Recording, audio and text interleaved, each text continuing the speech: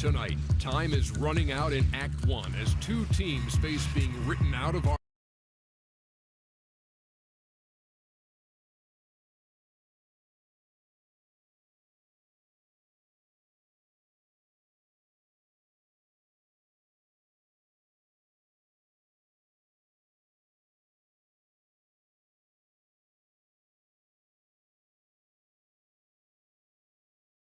tension fueling a neighborhood rivalry has New York on the brink of elimination. A superior Nets team has left no doubt they are the stars of this show.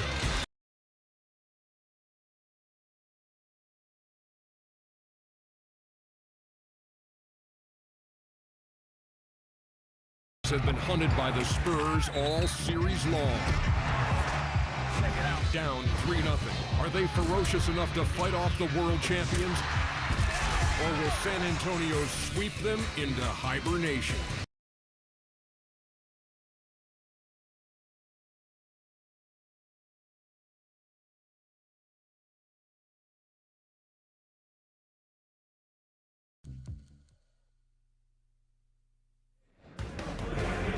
The site is New York City.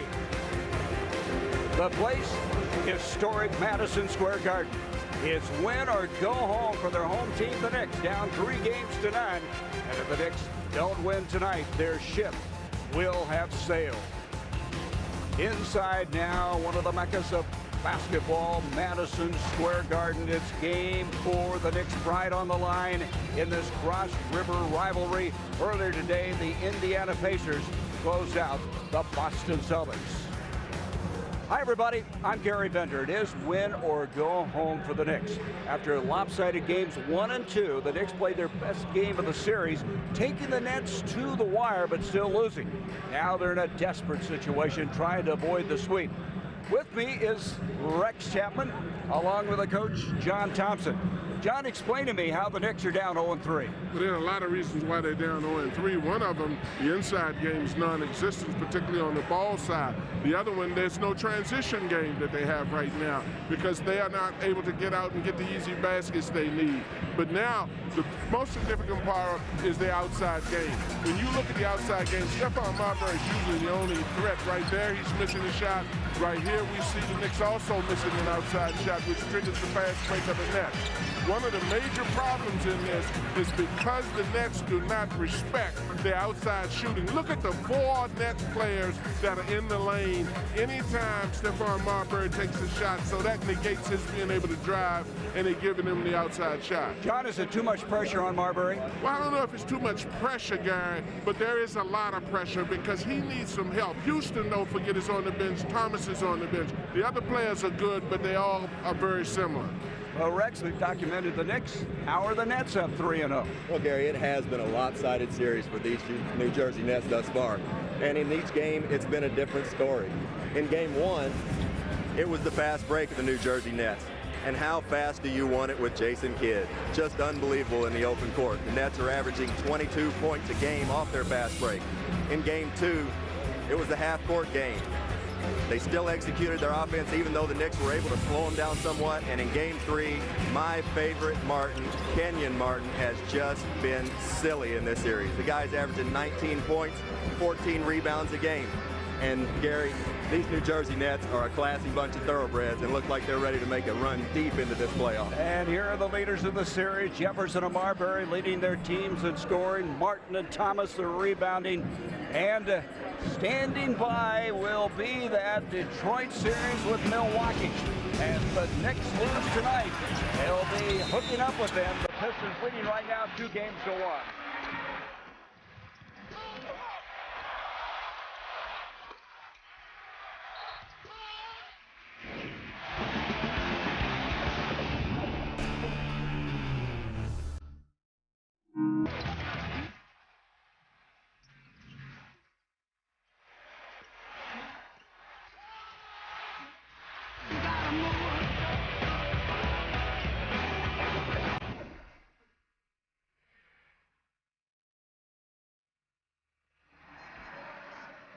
welcome to New York City and one of the meccas of basketball, Madison Square Garden, Game 4, and the Knicks somehow trying to stay alive. Let's take a look now at McDonald's starting lineup. Jason Kidd having another outstanding series. Kittle shooting well from outside. Kenyon Martin could be the MVP in this series. And Richard Jefferson is leading them in scoring. Marbury, we talked about the pressure on him tonight. Penny Hardaway's had 2 18-point games. Shandon Anderson really struggling shooting the ball. Nazr Mohammed has been a pleasant surprise. And Kurt Thomas, his numbers are up from the regular season as far as scoring and rebounding is concerned.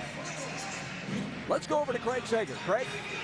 Well, if Knicks president Isaiah Thomas had his way, we'd be playing a mini doubleheader tonight. Isaiah filed a protest with the league over the final minute and 50 seconds of Thursday night's 5-point loss to New Jersey. Twice in those final 2 minutes, the clock malfunctioned, allowing New Jersey, according to Isaiah, more time to run their offense. What happens is the whistle on the referee synchronizes the clock to start and stop. It malfunctioned on Scott Foster's belt. The league turned down the protest and sent it back for more repairs, and we have a different shot clock operator tonight. This one is from Miami. His name is Dick Barth. All right, Greg, great story. And so we're all ready to roll for the third straight game. Tim Thomas will not be in the lineup for the Knicks after sustaining that foul. Jason Collins, a flagrant foul. Here is Jefferson. Hands off to Kerry Kittles. Back to Jefferson as we're underway here with Kidd dumping it inside to Kenyon Martin. What a series this guy is having. Backing in, the little jump hook, and the Nets are on the board. Well, and that's very important. The Nets want to jump on these guys right away because they have them down 3-0. They don't want to let New York have any signs of hope. Kenyon Martin coming in here tonight, averaging 19 points a game, and he gets him started. Shandon Anderson shooting very poorly in the series. He needs to get going into Penny Hardaway. Penny dumps it off to Anderson. 9 on the shot clock. And Kurt Thomas from outside gets it out. And Kurt's been playing well. Last 3 games, he's really been shooting the ball well. Had a really, really tough time in game 1 going 1 for 10, but it's rebounded well from that effort. He's averaged over 12 points a game and over 10 rebounds. That's above his seasonal average. He led the Knicks in rebounding during the regular season, and Jason Collins sticks that face-up jumper. Well, what you've got to see, the Knicks defense has to be a lot more aggressive than it is now. They've got to generate some enthusiasm in this place with this crowd on their side. Nazr Mohammed, who has been a throw-in in that 3-way trade earlier in the year with Milwaukee and Atlanta, has been a very pleasant surprise in the series. He's given the Nets a lot of trouble inside. Jefferson now going to be picked up by Anderson, and Anderson with the hand contact picks up the foul. Richard Jefferson's been a nuisance for the Knicks this whole playoff series. I believe Kenyon Martin got away with a little push in the back down on the other end against Nazr Mohammed. So now Jefferson will inbound. Richard Jefferson, who's expected to be on the Olympic team, it'll be announced soon, brings it outside of Kenyon Martin. And as Rex documented, Kenyon Martin has just been silly in this series, the way he's been playing. 3 on the shot clock with 2. Jefferson's going to have to shoot it, and got it. Oh, tough shot. Yeah, I mean, there's nothing you can do. That's great defense by Shandon Anderson, and just a great shot by a talented player.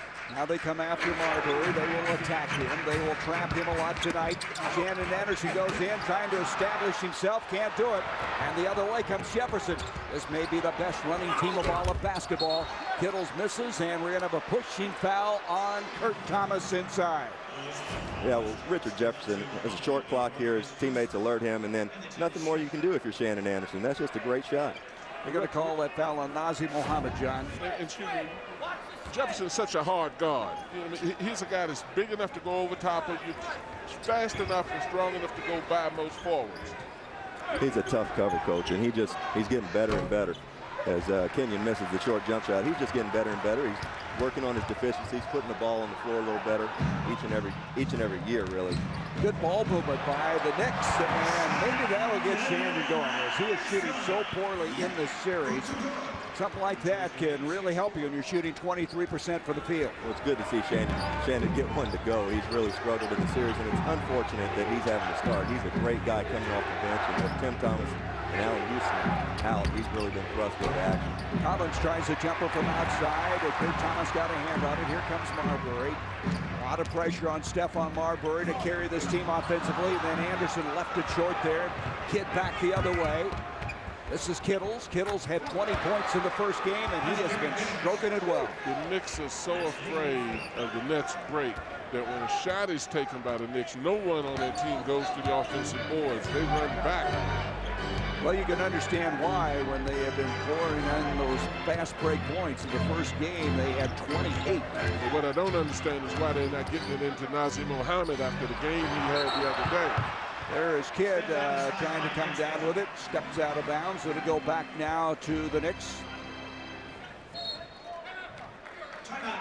And it has not come easy scoring-wise for the Knicks. You can see off turnovers, fast breaks, only 21 as opposed to 68 by New Jersey.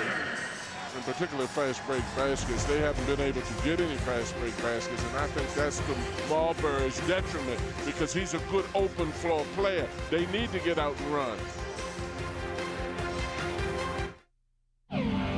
2004 Western Conference Finals, only on TNT.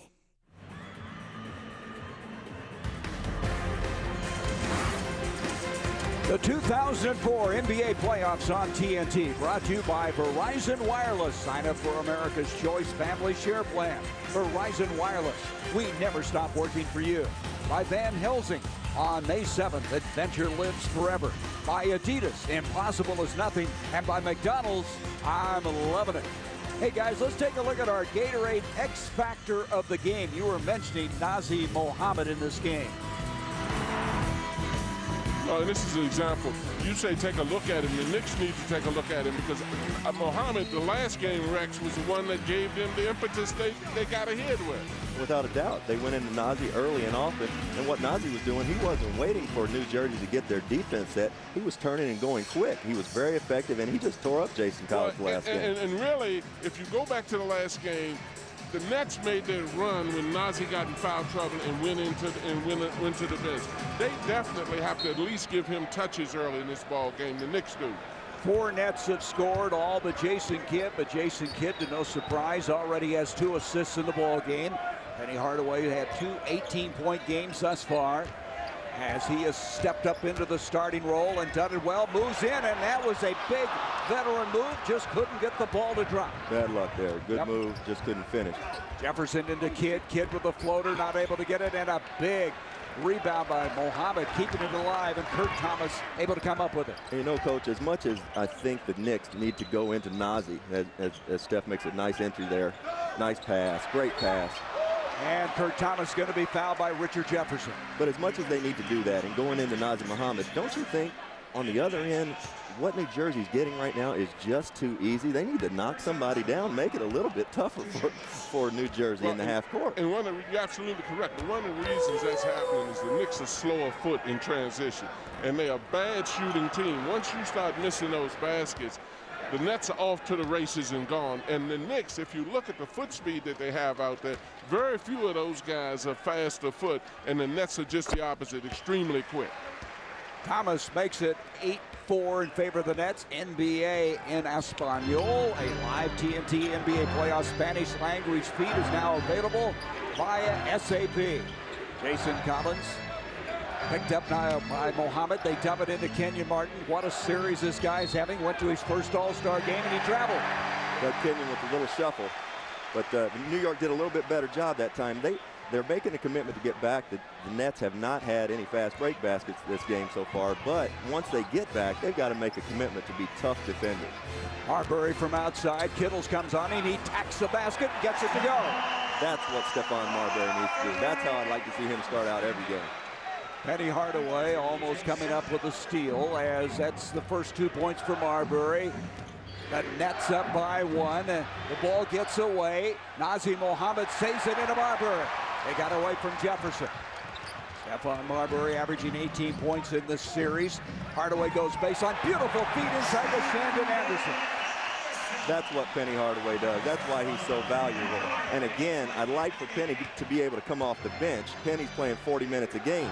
Right now, at his age, at this stage of his career, with all the injuries he's had, 40 minutes is a lot. And the Knicks have taken a 9-8 lead. Jefferson tries a three, rattles out. Mohammed comes down to the rebound. Stephon Marbury had a high of 23 points in the series. They try to get the ball out of his hands at every opportunity. Nazi had it stripped, and then he reached in and committed the foul. Let's go back to that Marbury play. Foul. That was a stupid foul. I mean, Nazi definitely doesn't want to do that. You look at this, look at Marbury going to the basket, and he's going with strength and authority, and I like that about him. Even though you get your shot blocked, you put yourself in a position where one of those big fellas may get in foul trouble, rather than launching up those jump shots, Gary, from off of the perimeter. I agree, and that is the second on Mohammed. He's got to come out of the ball game, and Vin Baker. Now, Lenny Wilkins was telling us Vin Baker's had a couple of good practices. They hope to get some meaningful minutes out of him. Collins goes in, challenged by Thomas. Kurt Thomas blocked it, comes up with it. Great block, great weak side help. Marbury again attacking inside out to Kurt Thomas. A nice looking shot, and Thomas has been shooting so well in the series. Kurt's been knocking down that 15, 18 footer, but I like what I see from Stephon Marbury right now. Steph's body language, his demeanor is a little different than what we've been seeing, Coach. It's like he's just said, to heck with all of what everybody thinks. I'm not putting too much pressure on myself. I'm just going to play. 7-0 run right now by the Knicks, and inside the shot by Collins is not going to find the mark. Let's go back to that block by Kurt Thomas. And Jason Kidd comes off a high screen and roll, finds the roll man.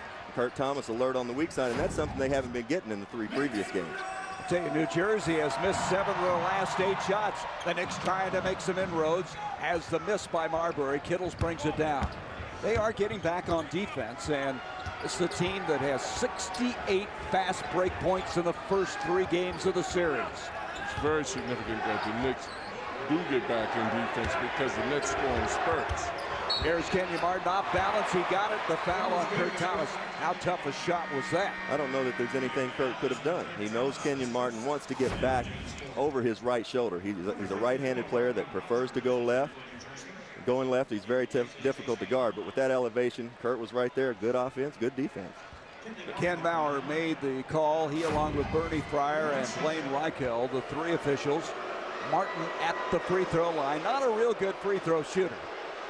I'd love to see the Knicks tighten up a little bit more on defense, and so that they can counter break a little bit on the Nets and get some early shots without playing against that tough net defense every possession. 3-point play by Kenyon Martin has tied it up at 11. That's a great point, Coach. They're putting so much pressure on themselves to have to score in the half court. And New Jersey's a very good half court defensive team. They need some easy baskets. Steffen kicks it into the corner to Penny. Penny, the floater, tough shot. Batted back outside. It's going to be off the nets. Now, let me tell you something. In the old days, Penny's wheels were a lot better than that. If he'd have gotten in there, you would have had a major problem. That's right. I was just getting ready to comment that Penny's legs look a little heavy right now. He's not getting much lift at all. What did you said? He used to look like he was coming off the trampoline when he would jump. He used to look like he was jumping off the trampoline. And here is Marbury. Dumps it to the corner to Thomas. Nice setup. Step on down the middle and kicked it out. Kurt Thomas has got it stuck on automatic right now. He has 7 points. You know, Steph is going to that basket. I like that rather than just taking the jumper from the outside as the first option. Rodney Rogers coming to the ball game. He had a very good game, too. Let's go back to Marbury setting up that last drive inside. Well, Steph's taking it aggressive to the basket. He got that first basket of the game, and it's caused everybody to collapse. You can't leave Kurt Thomas open at this point. Then Baker picked up the foul, and so going to the line will be Kenyon Martin. You know, you talk about Martin. He's so emotional, but you both have also said those emotions seemingly are under control right now. Well, they're under control, but you don't want them to be too under control. You don't want them to get outrageous. But this is not a symphony. You're not trying to get in there and sit down with your hands folded. This is a game that requires a person to have a certain amount of controlled emotions. I love that about him because he's productive. It's just not only emotions.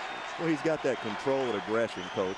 You can't, I know you can as a coach, but as a player, you don't want to take that away from Kenyon Martin. The minute you do that, he starts thinking and reacting instead of just being aggressive and doing what he does best, which is just play. The only emotion I'm concerned about is when you're not rebounding, you're not defending, you're not getting on the floor for loose balls. After that, all the other emotions I love. And he's been doing all of that. Here is Marbury at the other end. It's now a 1-point lead for the Knicks. Penny with the 3 from outside, and the rebound by Baker. Baker, and this guy could be huge tonight. Yeah, you know, they played Ben Baker in the first game, and he didn't respond real well. He came back in game 2, played better. Game 3, he was back on the negative end of things. Rodney just walked with the ball. Good defense by the Knicks. But if Ben Baker can get it going tonight, he can be a huge, huge lift for the Knicks. And it's important for Ben Baker to get it going now. Lenny is taking a peep at him. A lot of times you put a guy in early in the game is 15-12, you don't have anything to lose, you want to smell a little bit to see how he's doing. Lenny told us that he was going to try him, as you indicated. Now he's got to play well to stay out there. Knicks up 15-12. Here comes Baker, a 4-time All-Star, backing in on Rodney Rogers. He likes this matchup. Got too far into the basket, however, and that'll turn it over and give it to New Jersey. I like the fact that they came down and gave him a touch right away. He got an easy basket for him, the possession before, and come right back in down the court and give him a touch. Jason Kidd, who led the NBA in assists the last 2 years. Out it comes to Rogers. Kittles kicks it off to Jefferson. 9 on the shot clock. Yep, they've got some patience right now. Some poise. In it comes to Kenyon. Dumps it inside to Jefferson with 3 seconds on the shot clock. That's where the Nets have a huge advantage over the Knicks. They're just much more athletic, much quicker, and much more high-flying. In it comes Anderson. Up and under move. Anderson, who played in a couple of NBA Finals for the Utah Jazz. On the miss. Kidd quickly. Rogers. He's fouled. He'll go to the line. And that's what the Nets want to do. They want to get it up and down the court. See, when you talk about the athleticism, I mean, this is just an example. They're moving the ball, they're touching it. Anybody gets his hand on it, he gives a reverse dunk, almost without even a step. He just went from, it was with 2 feet, he just jumped out and reversed and dunked the doggone ball. And from the other side of the basket, too, Coach. Well, we have another Nick in foul trouble. Kurt Thomas just picked up his second. And Frank Williams is going to come in, it looks like. Let's see who is Lenny Wilkins going to make a change here as they discuss it on the far side. Frank Williams did such a good defensive job on Jason Kidd in the last game. I need to point out that Rodney Rogers about 50 pounds ago would have dunked that ball that he had a chance to a minute ago. Touch pass by Penny, deflected out. They'll have 14 on the shot clock. We're tied at 15 with John Thompson, Rex Chapman, Craig Sager. I'm Gary Bender, and this is a win or go home. We documented that before. The season will be over if the Knicks don't find a way to win this one. Marbury from outside, and that ball was deflected. He got a piece of it.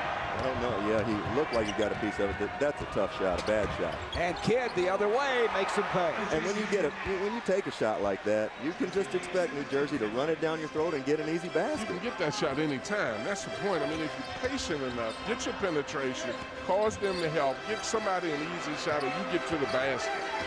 10 seconds on the shot clock. Little crossover. Penny goes inside, and he has a big collision, and he's fouled, and we're going to have a break in the action. No, that's just lucky. They got bailed out. That was a bad offensive possession. New York has got to continue going to the basket. But Jason, after the miss by Stephon Marbury, nobody finds him in transition. Somebody's got to get back and talk. Jason Kidd. Jason Kidd will make you pay with the fast break game. Saturday night, one element to savor. Now, Lawrence Frank is a team manager for Bob Knight. Learned a lot from the general. At the top of the list, the will to win is one thing. The will to prepare to win is another. And believe me, Lawrence Frank is prepared. In his coat pocket, which he just brought out during this timeout, he has a script where he talks about different matchups, different plays, strategy throughout the game. On this one side offensively, he has 10 different post-ups for Kenyon Martin, 11 different ways to get an open shot for Richard Jefferson. Then on the backside, counters, pressure, ways defensively to get the ball out of Stephon Marbury's hands. Sort of like an NFL coach would do, scripting the plays, and of course, every time he has one, he has different ways to alter them, depending on what happens in the game. Gary? Craig, that's a great story, and we're not surprised. We have been so impressed at our meetings with Lawrence Frank. Well, not only am I not surprised and impressed, I couldn't understand it. Craig and I were underneath the stands looking at it, and Lawrence Frank wanted him to keep it confidential. But how Sager gets his hands on it, I couldn't. I said, Sager, I can't understand it once I see it. We're tied at 17 now as Kidd comes into the offensive end. Now, Williams did a great job on him defensively the other night. Played 29 minutes against him defensively. Rodney Rogers rejected. And you know what? It looks to me like Ben Baker has a new resolve here tonight. And not only that, that Lenny Wilkins peak has turned into a full look now because he's playing well. He's opened his eyes. Boy, his body language looks good here in the early going. 6 on the shot clock. Kenyon Martin backing in on Kurt Thomas. And a tough shot. Good defense by Kurt Thomas. He comes up with it. Great defense by Kurt. But Rodney Rogers almost got his hand on that ball while 4 Knicks were standing around. Now they have a switch. They have Kenyon Martin has jumped out on Marbury. Kittle's a mismatch against Kurt Thomas. Here's Williams from the corner. Hasn't been shooting well, but playing good defense. Up to Penny Hardaway, 4 on the shot clock. Williams from the corner, and he got it. Boy, that'll be a confidence builder for him.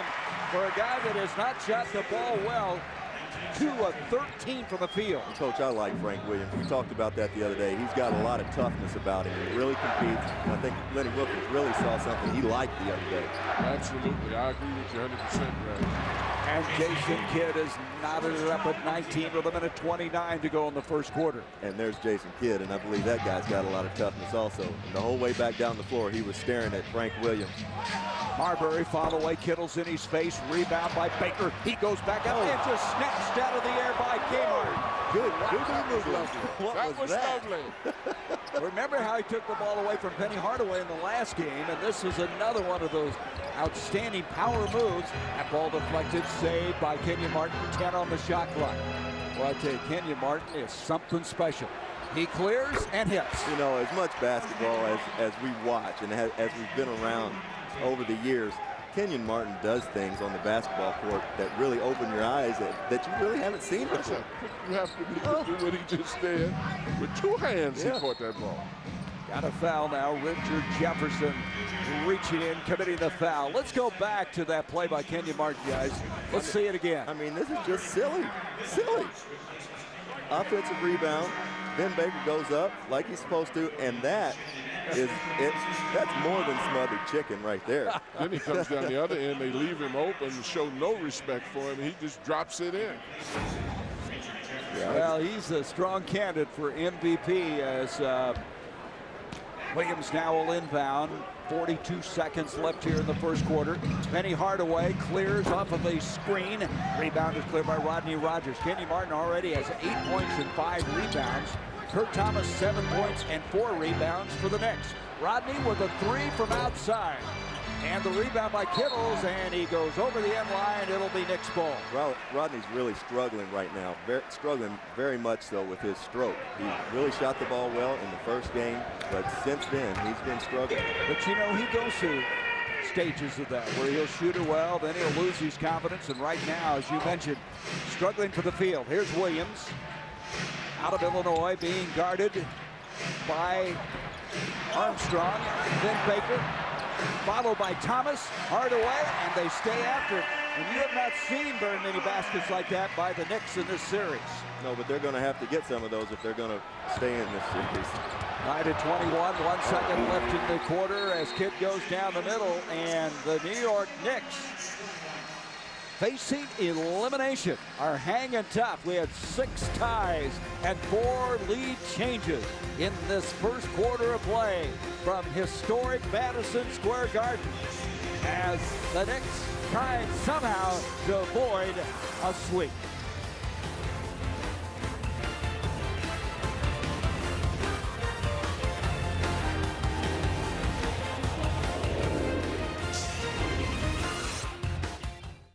Presents lessons from the NBA, firing up the crowd. It's with a big win last night in the Pepsi Center, the Mile High City.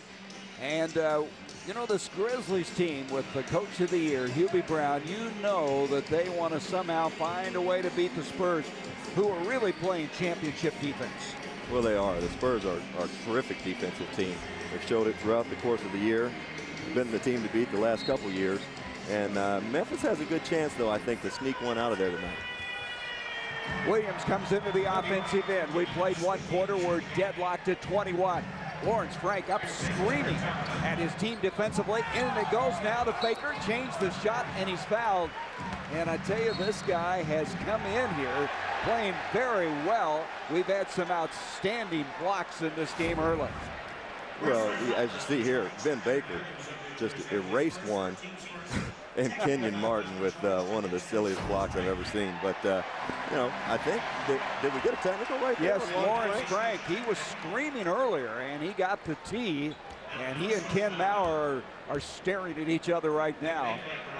And this guy... Well, he sure didn't have that on the card that Sagan showed me. I told you I couldn't understand what he had down there. Well, he's only 33, but he doesn't back off at all, does he, John? No, he doesn't, and I've been extremely impressed with him. I was a little doubtful about him. You know, you start hearing a lot of stories about his lack of experience, but I think he's earned his stripes and a lot of respect from a lot of basketball people.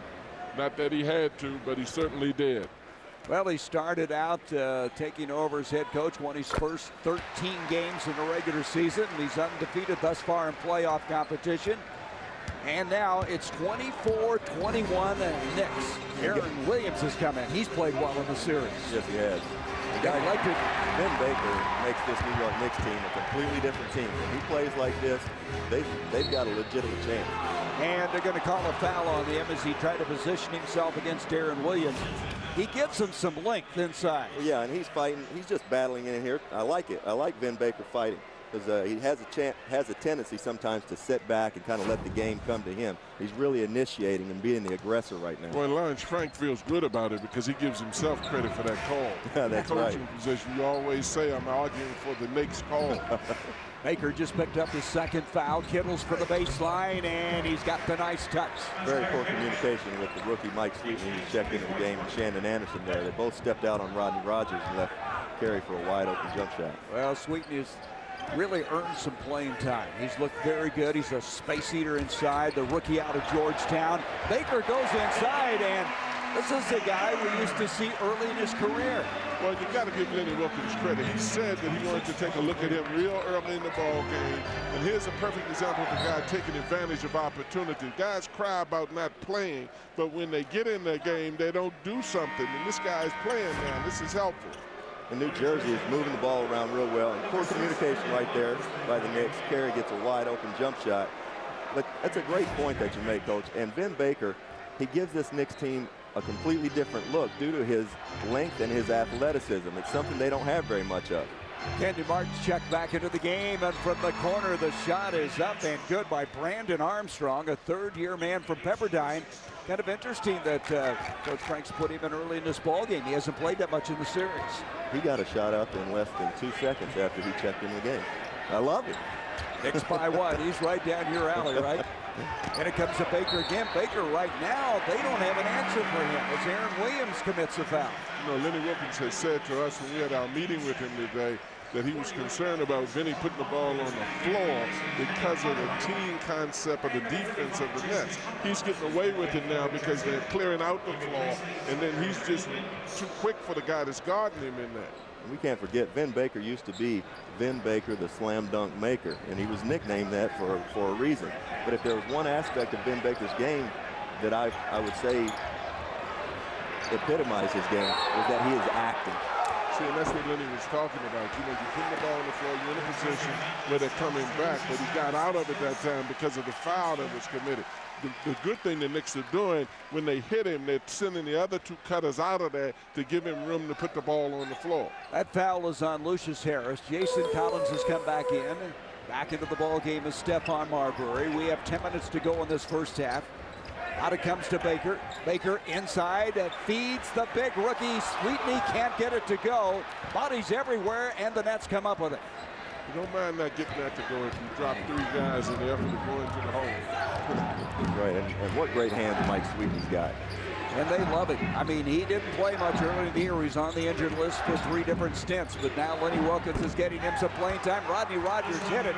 He thought he was fouled, but no foul. And that 3 now will make it a 1-point lead for the Nets. And that's where Rodney Rogers is valuable. That's a very tough cover for Mike Sweetney to have to come out and guard a man that has 3-man skills. There's that ball tucked by Marbury that you would expect to see a lot tonight. Early in the series, he was not able to penetrate, but he did there. Well, Stephon Marbury does a tremendous job sometimes of getting in the lane. He finishes some nights he doesn't. The other night, Game 3, he just couldn't get the ball to fall. But tonight, he's gone aggressive. He's getting to the foul line and getting some rolls. You know, the other thing that's happening by giving the ball to Vin Baker early in the possession, you cause them to help. That opens up the outside. If you swing it quickly, the defense has to rotate. Guys can penetrate to the basket. You want to get the ball inside, not so the guy can always shoot, but so you can get a shot. Great point. 15 seconds on the shot clock. Kenyon Martin out to lose his hair, who had to start at the end of the regular season when Jason Kidd was nursing the knee problem. Sweetney comes down to the rebound. Ahead it comes to Frank Williams. Going to move in closer and try to get the baseline pass across to Shandon Anderson, and Anderson ends up making the foul. Frank should just let that one go. And Stephon Marbury's looking at him right now, telling him, shoot the ball, young man. Second foul on Anderson, and the Knicks up by 1.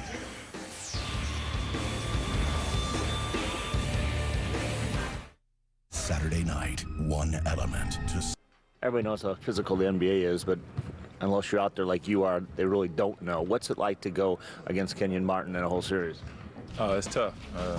He's a tremendous player. He's a hard worker. He really puts his body out there on the line, and he gives his team everything that he can out there to help them win. I mean, he's a fierce competitor. Fierce competitor, I guess. He's done it all. He's had a career high in the playoffs of 16 rebounds, a high of 22 points, and the emotion that he brings to the game. Well, yeah, and you know, Kurt Thomas said it right. Kurt Thomas is no softy himself, and he goes toe-to-toe with some of the toughest guys in the league night in and night out. And for him to show that kind of respect to Kenyon Martin says a lot. Well, as I said before, when Tim Thomas said emotionally that he was Fugazi, if he's Fugazi, I'll take a dozen of them. 8 points tonight for Kenyon Martin as we come back in. Sweetney trying to track him. Rodney Rogers wheels inside, and he's going to go to the free throw line. That's a great move by Rodney there. Since he had the young player Sweetney on him, and he just turned and wheeled and went hard and aggressive right to the basket. What's significant about that, that's the third foul on Shandon Anderson. He's going to have to come out of the ball game. And Penny Hardaway will come back in as Rogers at the free throw line. Well, the smart thing about the Knicks team is that they look for inexperience. You know, as Kurt Thomas comes back in now for Sweetney, they don't just come down and play the game. They try to identify where there's an inexperienced player, where there's a height advantage, where there's a speed advantage. And that's extremely a smart way to play the game of basketball. Rodney Rogers, and as you know, we're headed to the destination finals. Get an all-access look at the NBA playoffs. Tune in to the NBA TV playoff show Destination Finals every weeknight at 6 p.m. only on NBA TV. Marbury outside with 14 on the shot clock for the corner. Kurt Thomas fighting for the rebound inside as Rodney Rogers. He comes down with it. Even though Kurt can make that shot, I'd like to see him go inside. I mean, they were having success doing that. Harris out of Long Beach State, a veteran, been around a long time in the league. Armstrong having trouble, dribbles it off his foot. 8 on the shot clock with 5, and the left-handed shot, he had to hurry it, and a nice rebound by Kurt Thomas. And you think this isn't a different team when Jason Kidd's not on the floor? That's a very poor possession by the Nets, and all due to the fact they don't have a true point guard on the floor. And Marbury attacks inside, can't get it to go, and Jason Collins is going to be fouled as he got an arm across the face as Nazi Mohammed getting ready to come back into the ball game for New York. That foul on Marbury is his first. See, and that word attack that you use, Gary, is very significant. The Knicks are much better when they go to the basket by getting it into one of the big guys, penetrating, and then late in the shot clock, look for the jump shot that they've been taking. And look for the Nets to go at this Penny Hardaway, Rodney Rogers matchup here. They've got a definite size advantage in the post, and they get it into Rodney. Rodney and Penny played against one another, or played with one another, I should say, in Phoenix, and that's definitely a matchup the Nets can exploit. And this is what impresses me about Kenyon, his range with his shot. You don't think of him as a guy who go out and hit a 12 or 15-footer. Well, he's expanded his game most definitely, but you know, the primary things that I like about him, even though you're right he can do that, is his attack move around the basket, both defensively and offensively. He already has 10 points in the game to go with his rebounds we mentioned earlier. Here's a long 3 by Stephon, and Marbury nails it. It's tied at 31. Harris now with ball pressure from Frank Williams. I tell you, Frank Williams is a tough guy. Grew up in Peoria, Illinois. Won all those state championships there in Peoria. And it comes now to Collins, clearing as Harris. Harris can't get it. Thomas with a rebound. I tell you what, the Knicks are protecting their defensive boards extremely well right now. Very few times are the Nets getting offensive rebounds. Thomas lost the handle. Armstrong comes back the other way. He's going to challenge Marbury, and the rebound fought for. It's going to be off the Knicks. Let's go back to that basket by Stephon Marbury. And you give Stephon Marbury lemons, he'll make lemonade. This is what he can do. He's got the talent to turn a bad possession into something very positive, and the Knicks get 3 points out of that possession. And he needed to get going because he was 1 of 5 previous to that shot. We're tied at 31 from the Big Apple. Madison Square Garden, it's Game 4. The Hyundai Sonata makes more sense than ever. The 2004 NBA playoffs on TNT, brought to you by Hyundai. Visit NBA.com and enter to win a new Hyundai Santa Fe. And by Miller. Vote Miller for President of Beers. Good call. Let's go over to Craig Sager. Craig? Well, basketball fans in New York like to pride themselves on the great point guards that have been produced in this area, including our own Kenny Smith in the studio. But it all begins with one Lenny Wilkins, who grew up over in Brooklyn. We had a chance to go over there this week, visit where he grew up. We talked to Lenny about what it was like. He was raised by an Irish Catholic mother. His African-American father passed away when he was a young boy. And he always went to the church and the Boys and Girls Club, and he said all he wanted to do was to follow the Brooklyn Dodgers, go to Ebbets Field. And it wasn't until 9 games in high school that he played basketball, and that was just on a whim.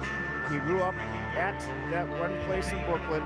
His best friend was Tommy Davis, who fulfilled his dream, of course, won a couple of batting titles, became a Major League Baseball player. Lenny finally decided to go to Providence College, where they put a basketball uniform on him, and that's been his game ever since. That's right. He's in the Hall of Fame both as a coach and player.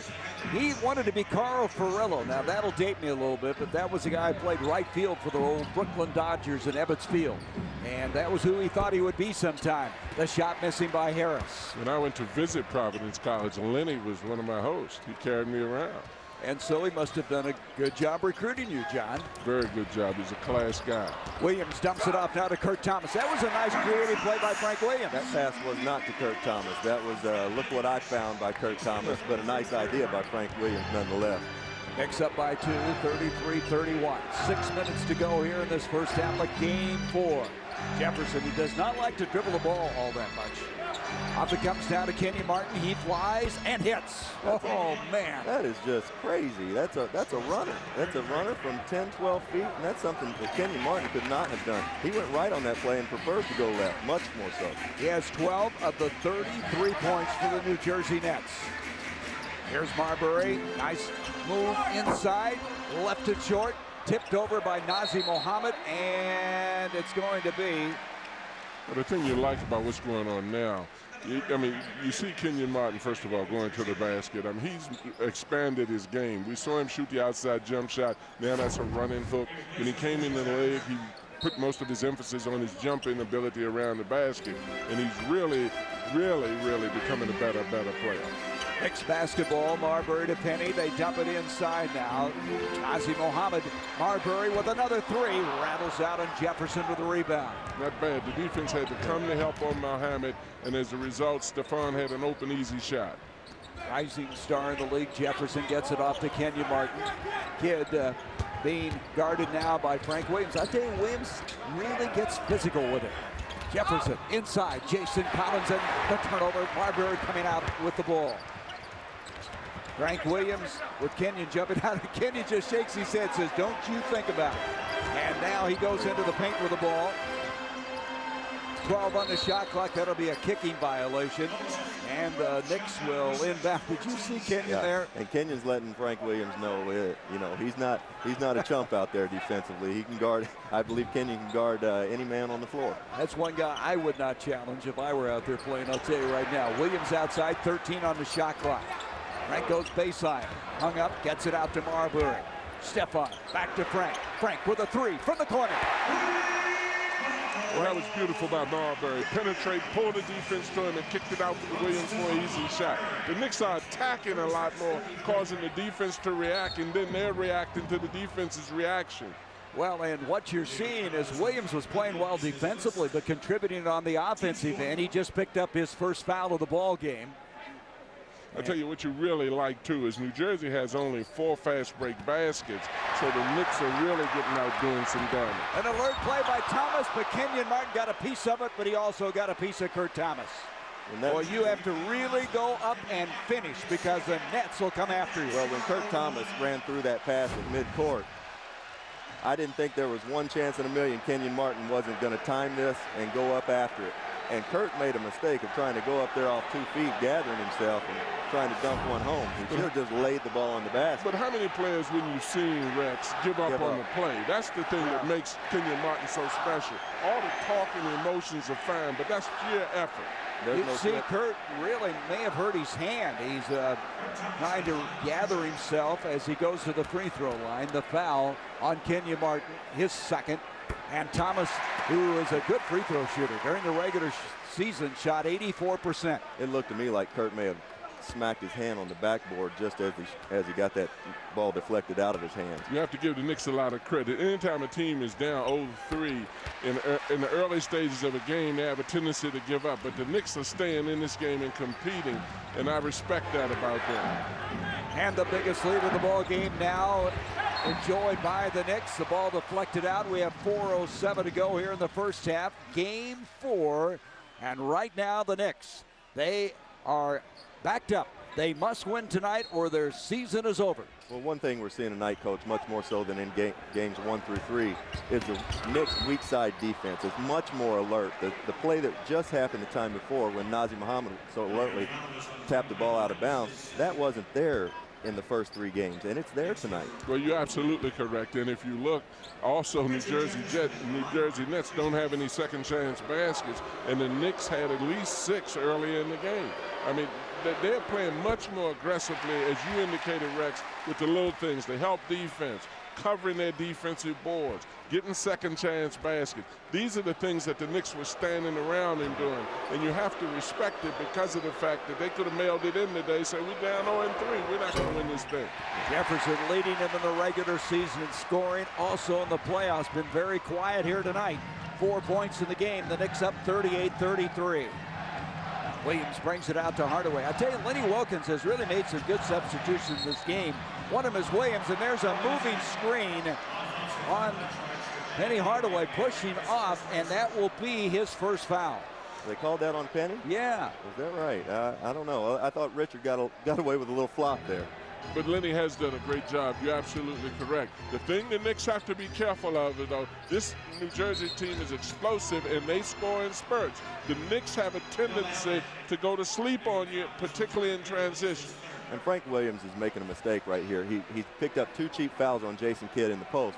He needs to realize, go ahead and let Jason catch it in there and play him in the post. Jason is a very good post-up player on smaller guards, but Frank Williams can play him in there. Why do you have the feeling always, Gary, when you watch the Nets, that sooner or later they're going to run off like 3 or 4 fast breaks? You get lulled into that. You're playing well, you're working so hard at the other end, then bang, they're down at the other end and they make you pay. Jason Kidd now, 38-34. Kidd with 5 points in the game. He makes it a 3-point game with 3.5 minutes to go here in the first half. And to add what you guys were saying, New Jersey is accustomed to running, and when you don't get fast break points, it really can take the wind out of your sail. Kurt Thomas, he's been solid. He continues to be solid. He has 13 points. 5-point lead now. This is the best the Knicks have looked the entire series, and you wonder where this has come from. Why all of a sudden now? Well, it's an elimination game. It has not been since then. You hate that it, and just as I say that, didn't I say he couldn't guard him in the post? but never fails to happen. Yeah, the Knicks are desperate right now. There is no tomorrow. If they don't turn it around, vacation starts in about 2 hours. That lead a moment ago of 5 points was the biggest lead the Knicks have had in this series. Williams from the corner. Frank tries the 3. Nazr Muhammad back taps, and it's going to be Knicks ball. You know, we were talking about the effort that Kenyon Martin put forth. That possession, Jason Kidd guarded the guard, The guard passed it to the forward. He ran to the corner. It was there to guard the forward. They've got a lot of hustle guys on that Nets team. 2:49 left to go in this first half. The Knicks hanging tough, trying to stay alive.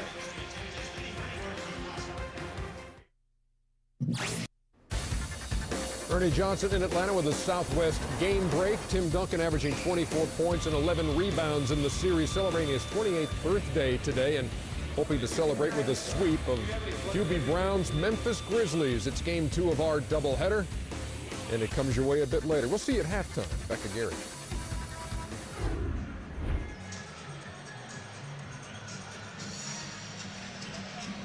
Welcome back to Madison Square Garden. Spurs and Grizzlies, the defending world champion Spurs, two-time MVP Tim Duncan, and it's his birthday today. Well, happy birthday to Tim. Looked like he got the birthday haircut there, Coach. Got cleaned up in order for the hopefully the big sweep for the Spurs tonight. Well, the Knicks playing very well. As an end result, they're still up by 3. 2:49 to go in this first half of play. Marbury going to take Kittles inside, and he does. And I like that. Kerry Kittles has been sitting on the bench for about the last 7 or 8 minutes of the game. He came in cold, and Steph's got a good sweat, a good lather going, and took him right to the rack. They were talking about attacking Marbury. He's attacking the Knicks tonight. He has 9 points in the ball game. Here's Jefferson from outside. That's a 2, and it's going to be tipped over to Penny Hardaway. The Nets seem to be reluctant to go to their own offensive boards. They don't have any, and they're getting back fast as if the Knicks are going to run on them. Foul on Kittles. Let's go back to that last play by Marbury a moment ago as Kittles has committed the foul. Now we've got a technical on Stephon. Ill-advised. Ill-advised. Very ill-advised. Everything's going in their way, Rex. I mean, why do that now? I agree, Coach. Everything's going their way. Steph just gets a foul called. He's getting ready to either go to the line or take the ball out of bounds. They got a new possession, and it gives Jason Kidd a chance to take a free throw. Well, let's go and look at what maybe really got him excited that precipitated the technical. Well, as you see here, Steph drives. Now, this was the play before. There was nothing there. But he drove in the lane just a second ago, and he gets hit a little bit. But nothing at this stage of the game, when you're up by 4 or 5, and things have not been going your way in this series, nothing can make you do that. And particularly because everything is going your way right now. And he's the leader of the team. I mean, you use your temper. You don't lose your temper out here. I mean, it's a strategical thing. When Coach Lawrence Frank was arguing with the official, he got the next call because he backed off. Yep. Well, it can be a real momentum breaker for you. You're playing well, and all of a sudden you get the tee at a very, very peculiar time. 43-38 Knicks. But I'll tell you, Marbury, his body language a lot different here tonight. He has gone right at this Nets team. New Jersey likes this matchup here. Got a definite quickness advantage. Kenny Martin, 4 on the shot clock, little jump hook. Thomas tips it out, but it's gathered in by Jason Kidd. Might be their first offensive rebound the whole game. It is, John. It's their first. Kittles now gets, a big screen from Kenyon Martin. He cleared out Marbury. Kenyon goes in. I tell you, Marbury had a real shock that time. Well, that is a great catch right there. I mean, amazing that he can catch that ball and then just bounce off the floor without really even gathering to finish. Knicks by 3. Marbury going in with the left hand.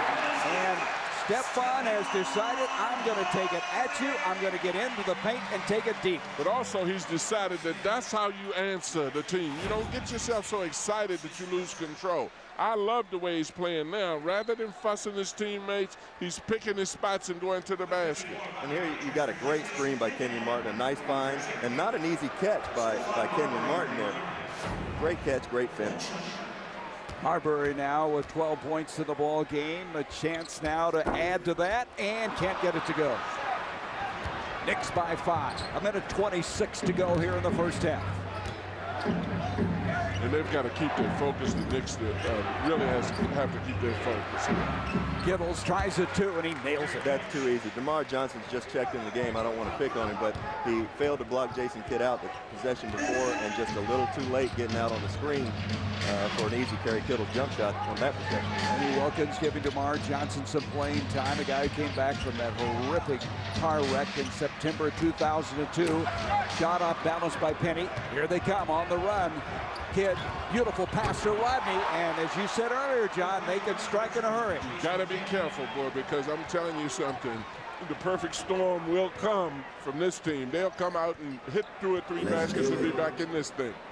That's a 5th assist tonight for Jason Kidd, and Marbury goes baseline, and he's going to be fouled. You know, the danger of the Nets fast break is not necessarily the score, but the Knicks' reaction to it. The Knicks are down 0-3. If the Nets run off 2 or 3 fast break baskets and the Knicks go into that negative mood swing that they've been into, this thing could be over. Well, you take the team temperature at this stage of the game as let's look now at what Lenny Wilkins' team has done well. Marbury able to rattle that one in. You see they're shooting well. Their defense is pretty consistent. They're up in the rebounding department. Free throws, they getting to the free throw line. Well, they're playing with a sense of urgency tonight, attention to detail, and that's what they didn't have the first few games. But they need to be very careful right here. When Jason Kidd gets a little head of steam and gets his head up like that, you got to look out. Rodney Rogers with the ball fake, then pumps a 3. Marbury goes up for the rebound, stripped. Good defense that time by Lucius Harris. Will bring it out. 21 seconds, and they'll back it out now and take the last shot of the half. Well, I wouldn't be surprised here to see Jason Kidd try to take Penny Hardaway off the dribble. Looks like they may try to set something up for Kerry Kittles here, but Jay's got a definite quickness advantage up front. Kidd dumps it inside. Rodney rejected by Mohammed with 2.9 seconds left. And Nazir Mohammed, who's been a pleasant surprise in this playoff series. Timeout, a 20-second timeout by the Nets. That's that team defense that Rex was talking about. In the earlier games, you didn't see that from the Knicks. Somebody would penetrate, they'd have a freeway pass all the way to the basket. But now, as you indicated, the help is coming. Well, they're much, much more aware of weak side. And this is something, this would have been a layup or a dunk in games 1, 2, and 3. And Nazir Mohammed getting over to make the block. And then here we go with the New Jersey Nets fast break. This is what they want. Jason Kidd getting out in the open court and Rodney Rogers making me eat my 50-pound word a few minutes ago, saying he would have dunked it if he was 50 pounds lighter. Now look at this graphic to show you how effective they are with the fast break. 10 fast break points per game in the regular season against the Knicks, and now in this series they've stepped it up to 23, and they're tied for first in the current playoffs. So when they get out and run, it is damaging. And Lawrence Frank's been great out after timeouts thus far in the series. And I don't think the clock started. I don't either, and now it has, and we have come to the end of this very peculiar finish to this first half of play. Yes, it was. After the clock controversy in the first game, I believe we had a little lull in it there as well. But I tell you what, you're responsible for your own clock at home. If your clock doesn't start and you're at home, buddy, that's tough. Right. It's tough. You changed the guy, right? Marbury 11 points, second quarter. Let's go to Craig Sager. Well, Steph very aggressive that second quarter. What adjustments have you made in your game tonight? I'm just attacking the double team a lot more. I know I'm going to get double. I'm pretty much just forcing it. You feel a sense of urgency tonight? I mean, we have to. I mean, it's do or die right now. We're kind of concerned and question when you got that technical. What happened there? I don't know. I don't know why I got a tech. He pushed me, and I basically got his hand off of me. I don't know. No words were spoken? Nah, it wasn't nothing said. I don't know why I got a tech. It's $500 that I shouldn't have lost. All right, thanks a lot. Let's go back to Gary. All right, Craig, that's the only thing that did not go well for this guy. Marbury with the 11 points in the second quarter. And right now, the Knicks with a 2-point lead, 46-44. Jason Kidd wanting to close it out along with Kmart, but the Knicks may have something to say. Let's go to Ernie Johnson. Where we always have something to say on the Verizon Wireless halftime report. Charles Barkley, Kenny the Jet Smith. What's it? What are you? Are you really? If you're going to sing, Charles, I'll get the beat for you. Let's hear it. Turn out the lights. The party's over. I don't believe it. Man, it's really bad. You still think your Knicks got a chance? I tell you, I think they have a great chance. Come on now. I think they have a great chance. I think they're playing well. The key is when you want to keep it close and shoot like you're playing hard, don't get blown out. Not like to set the day today. Keep it close. Lose it down the stretch. You can say, hey, we gave it our best. They're just a better team. Again, you're saying things I don't want to believe, Charles. Coach John Thompson agreed with me yesterday. He didn't say that. Yes, he did. He said it to me privately. Yeah. He said I'm sure he appreciates you bringing that up now. He did say that to me. He says, I heard what you said about teams being down 3-0. Hey, you know what? Anybody at home who don't think that's true, they're just stupid. When you're down, first of all, you know when you're down 3. First of all, it's never happened. So there's a reason it's never happened. When teams are down 4-0, there's a, hey, man, we can go back on the road. Or 3-0. Yeah. When you're down 3-0, hey, we can go back on the road and get mauled again and waste another 2 days on break. Or we can go ahead, hey, give it a good shot tonight. First of all, if a team beat you 3 times in a row, they're just better than you. And you're not going to beat them 4 out of 5 times. Am I wrong, Kenny? Well, you're wrong on this. Let me say this, because the Knicks don't have to really go far to go home. So there's another incentive to go across the bridge is not a big deal. Secondly, right now, I really would think. Bet? No, I'm gonna tell you. Do we have our normal thing, okay. No question.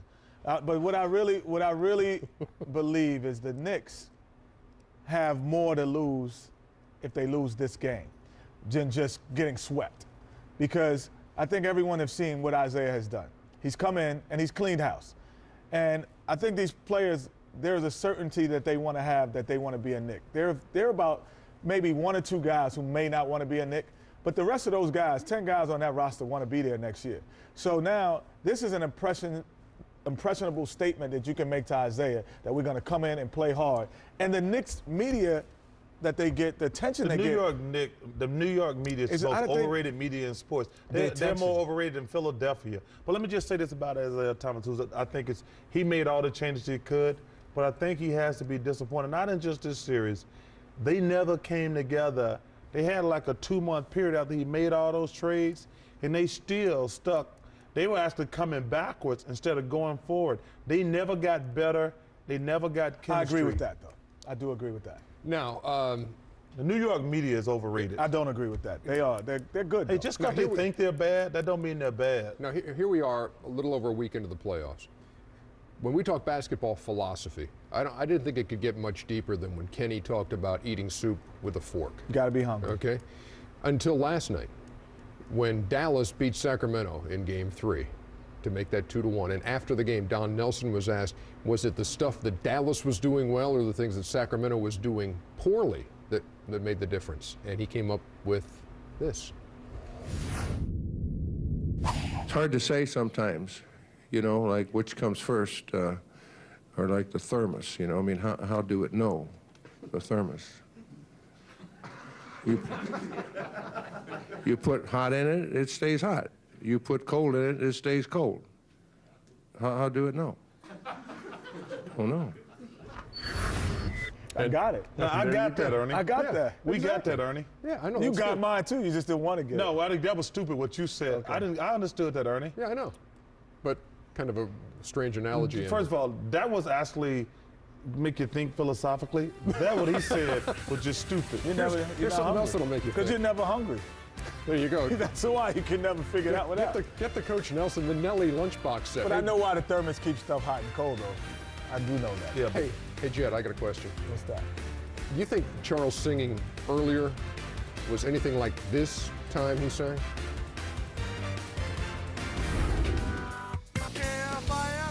Meantime, Rockets and Lakers. And Joey Crawford, he's a trooper. Yep, he left and then came back later. Some tingling in his calf. They said he was all right. In his calf. Wait, Joey. There's some tingling in Austin Notfar's calf too, and some Joey tingling. used to be a lot tougher than that. Some tingling in Karl Malone's calf there too. I don't know why Karl get mad. That was a clean block. Yeah, they put a sleeve on Joey's leg and he's back to work. He ain't half the man his dad and his brother are. They're better officials than umps. No, Stevie Francis ties the game at 81. The guy had a tingling in his calf. Sometimes that can be serious. This is usually Kobe time right here. They thought it was going to end it in regulation. But ladies and gentlemen, there was an overtime where he came alive. Scored 6 of the Lakers' 11 points in OT. As Charles would say, there's a bad double team, not a double team came over too late. Double team. Came over It was bad. You're going to come to a party, don't come late. The Lakers up 3-1 Game 5 ridiculous. on TNT. Quit showing Game 6 and Game 7. If necessary, It ain't necessary. If necessary, Charles. It ain't necessary. If necessary, William. I guarantee you. Who's going to win this game? Hey, it won't be no necessary on this one either. Grizz and Spurs later.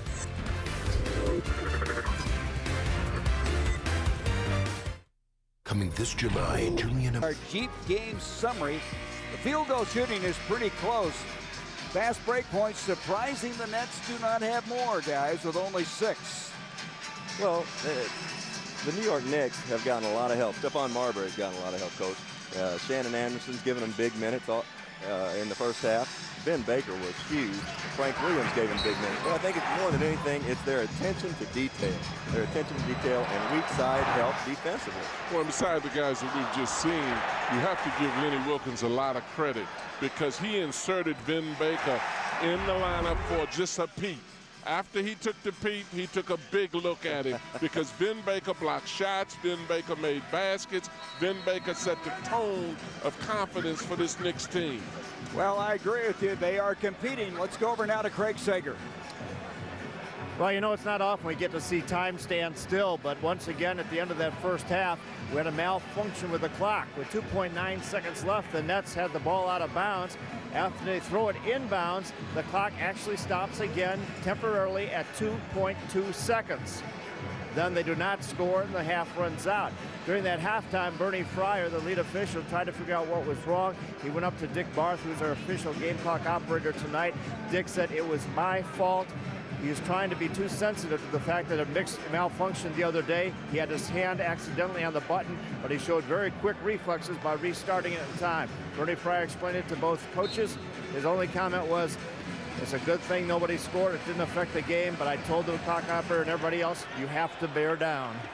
I tell you, Craig, you're becoming an expert in clock management. That's the second time you've had to deal with that, as now Marbury, who had that brilliant second quarter, 11 points in the second quarter, throws it away. And I would think Lenny Wilkins is saying at halftime, guys, keep doing what you were doing. Well, that's not what they were doing. And that's coming out right after halftime, trying to get into your offense and just throwing a careless pass out of bounds, jumping up in the air with nowhere to go. And you've got to set a positive tone. The Knicks can't come out here lackadaisical. Here's Jefferson trying to establish himself after a quiet first half, not able to get it. And Shannon Anderson got into a lot of foul trouble early in that game. Now we'll come into the offensive end. The Knicks must win to stay alive and keep this series going. Here's Marbury outside. Of those 25 points in the second quarter, he had 11. Anderson baseline, 8 on the shot clock. Nazi Mohammed, and the rebound by Kenyon Martin. And that was about a 14-foot shot by Nazi that he was about 12 feet outside his range, but there that's you a go. dangerous shot. Because, see, it took them a long time to get the first offensive rebound for the Nets in the last half. But now you come down, you get a fast break, miss the fast break, and get a putback. I hope these Knicks don't start feeling too good about the way they played in the first half, because if they do, vacation starts in an hour or so. So Marbury retakes the lead for the Knicks after that kid basket at the other end, 48-46.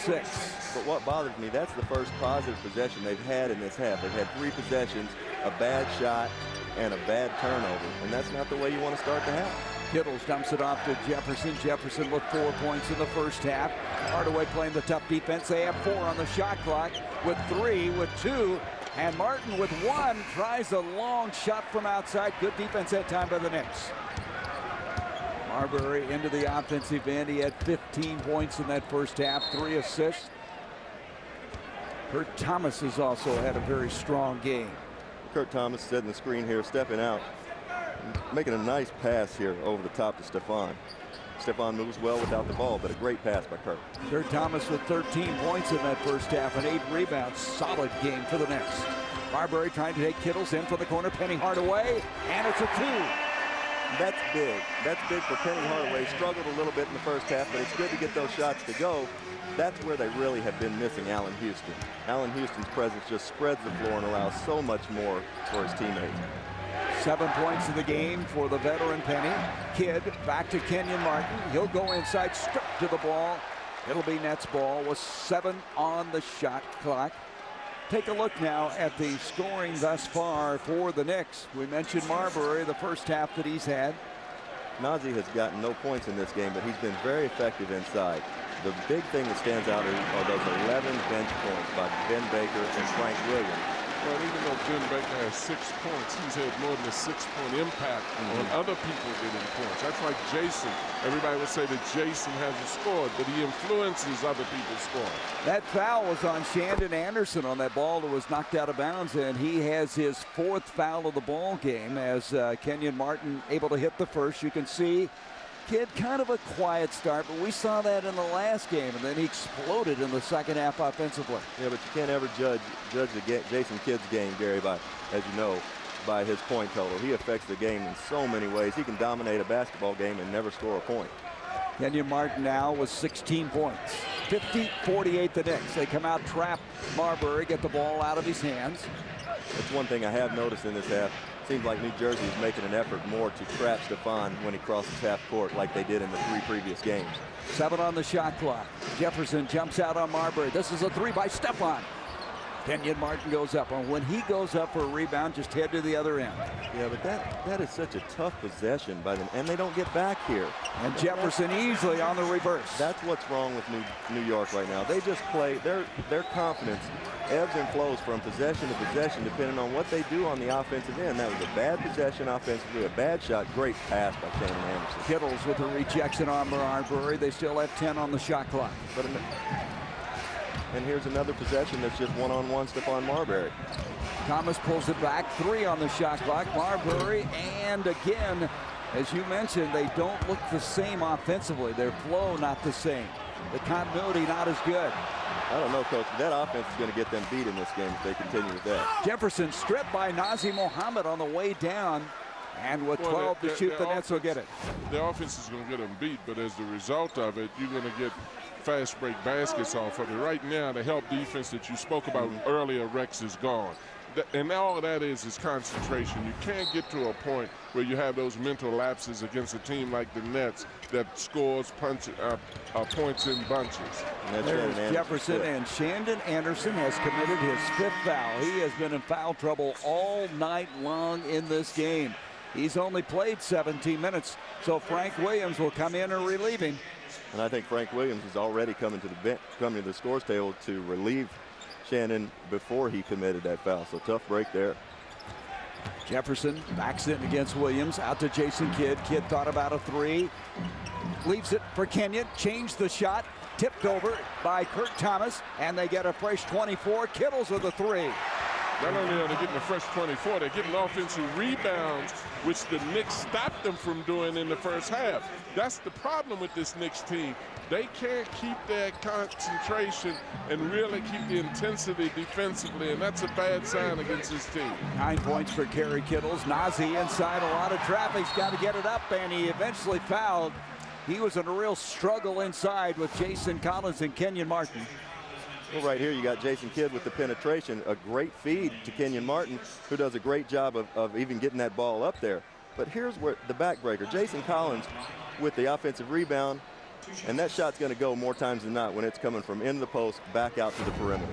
One of the things I've noticed with the Nets is that they're running their offense now. Before they were coming down, taking shots maybe a little on the quick side. Because of the Knicks' defensive concentration in the first half, they made that adjustment at halftime, and as the result of running their offense, the Knicks are having mental defensive laps, and now the Nets are starting to get easy baskets and putbacks. Nazi not a good free throw shooter during the regular season. Shot 59%. He gets that one. And for the game now, New York 13 of 18 for the line. The first point of the game for Nazi Mohammed in 17 minutes. You know, guys, I feel like this is a very, very vital part of the game for the New York Knicks. Coach, you and I were talking at halftime, and we were saying, I wonder how they're going to respond when they come out and get punched in the mouth one time. Are they going to respond, or are they going to quit? Well, I tell you, he's responding. No surprise, huh? Well, 18 points for Kenyon. It's no surprise at all, Gary, because this guy's the energizer. You're talking about the energizer. Kurt Thomas looking inside, and he threw it away as he expected Marbury to be in the wing area. And here comes the facial expressions from the Knicks, too. I mean, you look at this, Martin just comes in, jumps over his man, reverses, and throws that little baby hook. I knew Kenyon Martin was good, but I think in this series I've seen more of Kenyon Martin and more of his game than I expected as Jefferson goes inside. He double pumps. He'll go to the free throw line. The foul on Thomas. Kurt Thomas, his third. We talked about the athleticism. And he just got a technical. He waved off Blaine Reichfeld after the foul, and they just teed him up. Kurt Thomas. Kurt's a combustible guy, and you know, anytime that you show an official up, they'll let you get away with saying a lot of even nasty things to him sometimes. But if you wave them off like that, more times than not, they're going to tee you up. See, I used to like to whisper my dirtiness to him. You know what I mean? You give all the smiles in the world. You don't make hand gestures. You just whisper sweet nothings to him. Oh, I got to hear that sometime. Well, New Jersey now is on a 10-1 run. As an end result, they have a 56-51 lead, and you can see this game starting to turn, and one of the reasons is this guy, Kenyon Martin. He has been huge again with 18 points in the game, and his emotion is something special. Okay, folks, let's go. The 2004 NBA playoffs on TNT, brought to you by Southwest Airlines, official airline of the NBA playoffs and finals, and by Jeep, the most respected, honored, and heroic 4x4s out there, only in a Jeep.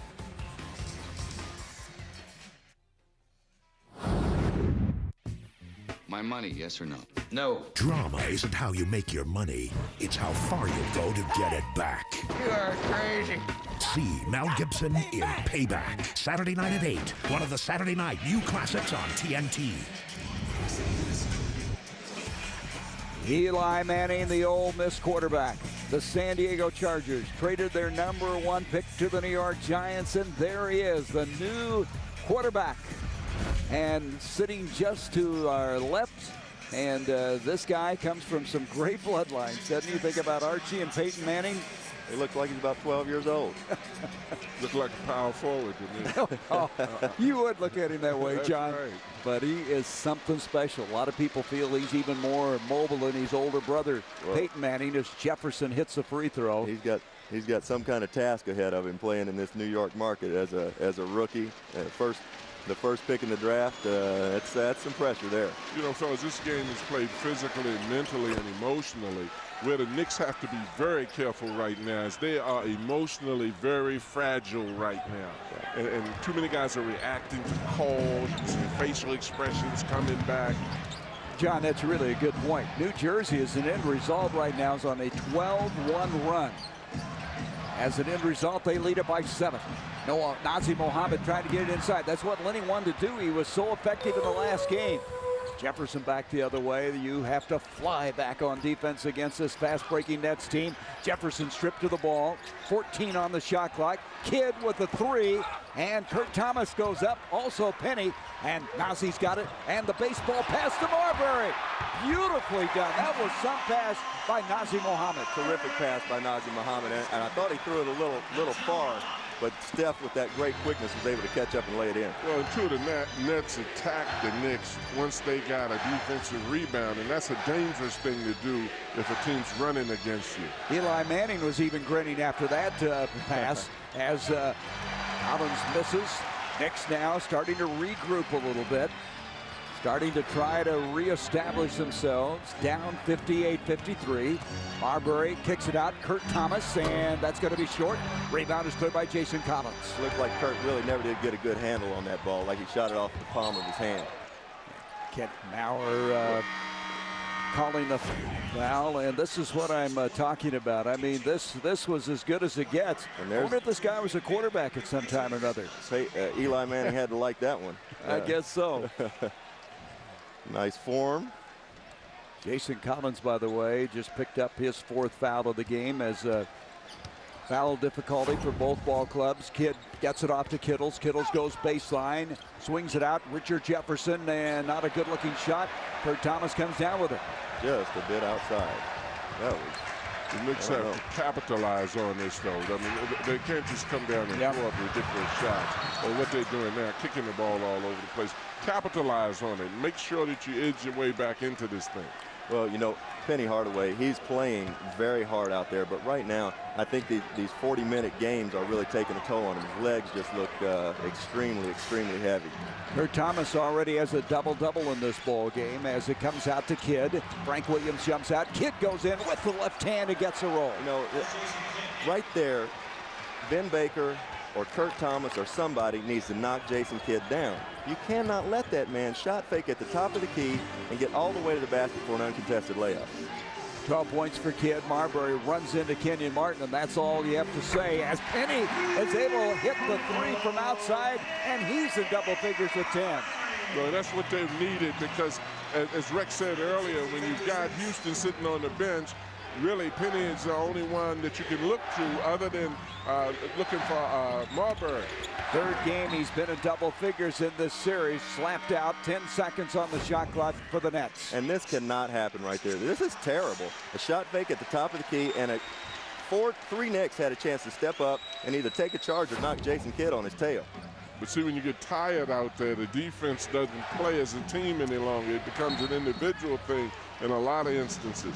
Sweetney comes in and commits the foul. Kurt Thomas sitting down with his fourth foul a moment ago. And for Sweetney, that will be his first. And it'll send Jefferson to the line at the 4:20 mark here of this third quarter. Well, that's a very difficult guard for Michael Sweetney. The lateral movement to be able to check a guy like Jefferson. The only way you're going to be able to do that is what we were talking about before. The team defense has to be there. Trap has to come to force Jefferson to get rid of the ball. Jefferson with the first free throw. As you look defensively and the possessions, interesting graphic here, guys. Look at this. 54 possessions, 30 stops.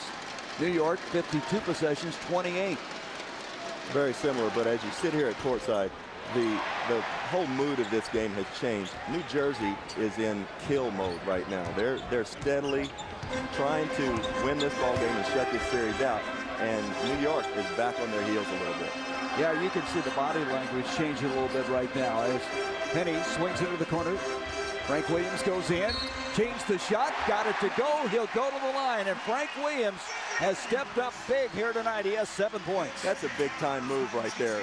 Taking the contact, shot faking Jason Kidd, getting him off his feet is no easy task, which he does just right here. And then going in, absorbing the contact, laying it off the glass, chance for and one. But Frank Williams is going to be a nice player for the New York Knicks. One of the things that Lenny Wilkins said to us today is that he liked the stomach of this young man, is that he dared to come out and to guard people. I mean, I think he definitely has a future in this league because you can do a lot of things, but you can't hustle too much for anybody.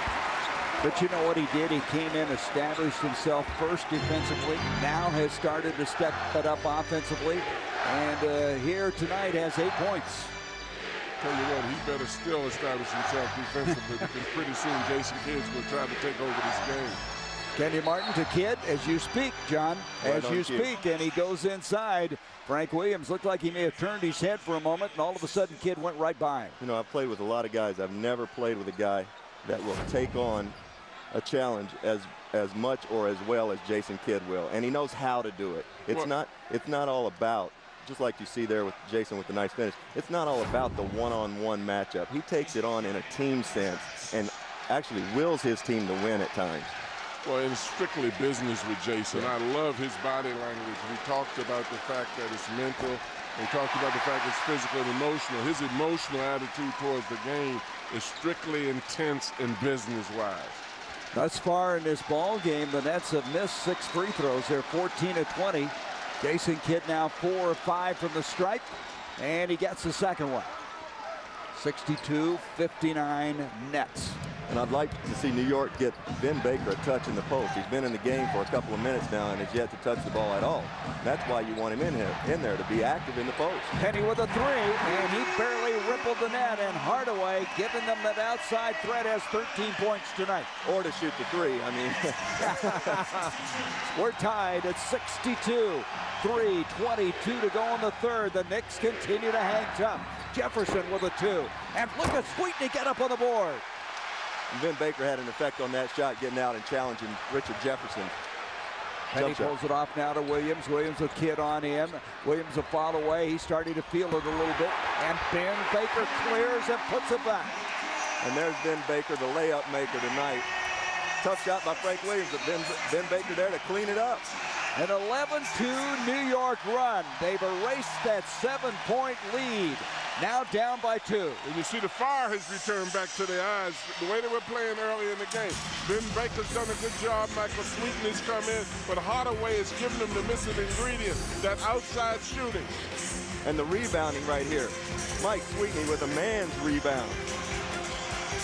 Ben Baker cleaning up the mess Frank Williams left and laying it in. And the Knicks have this Garden crowd rocking. And Baker has been a big substitution. So here on Broadway, the Knicks are right in it. It's better than playoff basketball. Nothing. The Knicks by 2, 64-62 time now for tonight's Bud Light Around the League. Tonight, we look at 2 more exciting chapters of the playoff script. And I've got to go thumbs up to my man Jeff Bzdelik and his Denver Nuggets for breaking through at home last night against the #1 seed in the West, Minnesota Timberwolves. And I go thumbs up to my man, Tim Duncan. Got to have a big fella in there. He's just off the charts when you look at Tim Duncan. He does everything consistently. A perfect example of goodness diffusing itself. He doesn't talk, he just plays. And we're going to see him next on TNT, the Spurs and Grizzlies. The Coach of the Year, Hubie Brown. Greg Popovich last year, the Coach of the Year. As they go after each other, and Hubie trying to keep his Grizzlies in the playoff chase. Jason Kidd, backdoor to Jefferson. Nice recovery by the Knicks. They swing it around, 10 on the shot clock. Kittles dumps it into Martin. Ben Baker on him, poked it out, 3 with 2. Kittle's a runner, and good defense that time by the Knicks. Excellent defense. That is where Lawrence Frank has been very good in this series, is coming out of timeouts. His efficiency coming out of timeouts has been off the charts. And the New York Knicks did a great job that time of containing him. I tell you, Lenny Wilkins getting a lot of mileage from Baker, Williams, and also Sweetney, who's come in. That ball deflected out. It'll be Knicks ball. They have 5 to shoot. You know, Coach, we were over here talking at the break. Mike Sweetney has got great hands. Well, he's got super hands. And one of the things by not playing him, they don't realize how good he is in the post around the basket offensively, because he's a great post-up player. And this mecca of basketball, Madison Square Garden erupting as Marbury now has given the Knicks a 4-point lead. 2 minutes to go here in the third. 13-2 run. And then Baker got a hand on it. Kenyon Martin regroups, goes in, gets a basket, and he'll go to the free throw line. That's just silly. It's just silly. I mean, he puts the ball in one hand, makes a mistake, and lets it go. And then how does he get this ball back? And then just that. Being able to be so acrobatic and finish that that's shot. Just the sheer drive and determination. Alonzo Mourning is behind their bench and has been in their huddles. He nearly went crazy on that last play and jumping up. How about intensity if he were in this game, too? It's reason Jason Collins has had to be the starting center. That was the 3rd foul on Ben Baker, a 3-point play for Kenyon Martin. And Ben Baker and Rodney Rogers with a few words for one another, a little slapping contest after the free throw on the other end. We have a 1-point game. Marbury thus far with 19 points in the game. Dumps it off to Penny. Penny slashes, hit the glass too hard. Sweetney, I should say, goes up. It'll be off of Rodney Rogers, and the Knicks will have it in a fresh 24 on the shot clock. And there's your guy, Mike Sweetney. And Lawrence Frank, as we were talking about earlier, here's his out-of-timeout percentage in this game. 8 timeouts in the game. He's come back with 4 scores. Lenny Wilkins not bad on the other end as well. I think he learned that from Bob Knight when he was a basketball manager. There's a deflection. Jefferson comes up with it. Penny coming over, stripped it, and took it away from him, and then lost it, but a good hustle effort by Penny Hardaway. Tough luck there. Tough luck there. Richard Jefferson, a tough cover for anyone, but Penny Hardaway back, and those legs don't work like they used to, but the smarts do. Penny knew right where he was going, and tough luck. Just off the foot. But you really like what the Knicks now. They've stepped up their defensive intensity. It's been affected by the success that they're having on offense. Rogers brings it out now to Jefferson. A minute 18 to go here in the third. Jefferson almost traveled with the ball, digs it out. Rodney Rogers 5 on the shot clock, and they turn it over after all. And now, wait a minute, we've got an altercation underneath the basket. Rodney and Frank Williams. Rodney and Frank Williams. And, Ben Baker is cleared out of there. You know what? This has been building for 4 games, and it's about time that it finally happened. I'm tired of all the whooping. Well, they've got some tempers flaring right now. Everybody trying to sort it out. You know, this has been building since game 1. The tone was set. The tone was set. Good hands by Stephon. Rodney just accidentally running into Frank, and then Richard Jefferson and Frank getting into it. We're going to have a double technical. It's going to be on Richard Jefferson and Frank Williams. You'd hate to see anybody get thrown out right here. This is to be expected with this kind of intensity. And Jefferson went after him when he smacked the ball out of his hand. Just a little push, and that was accidental right there. But Frank Williams takes exception to Richard Jefferson, and tempers flare. It's a tough game. We're going to see who responds now. Well, this rivalry across the Hudson River, the Lincoln Tunnel Classic, if you want to put it that way, with the Knicks now up by 1. A minute to go in the third. Marbury can't get the hierarchy to go. Sweetney had it for a while. Stripped, but a good effort by the rookie. Big fellas, get in there. Great effort. Not holding it. Great effort. You love that, John. I could tell. You got a smile from ear to ear. Right. 45 seconds left in the third. 66-65 the Knicks. The Knicks have to win tonight to continue on in this series.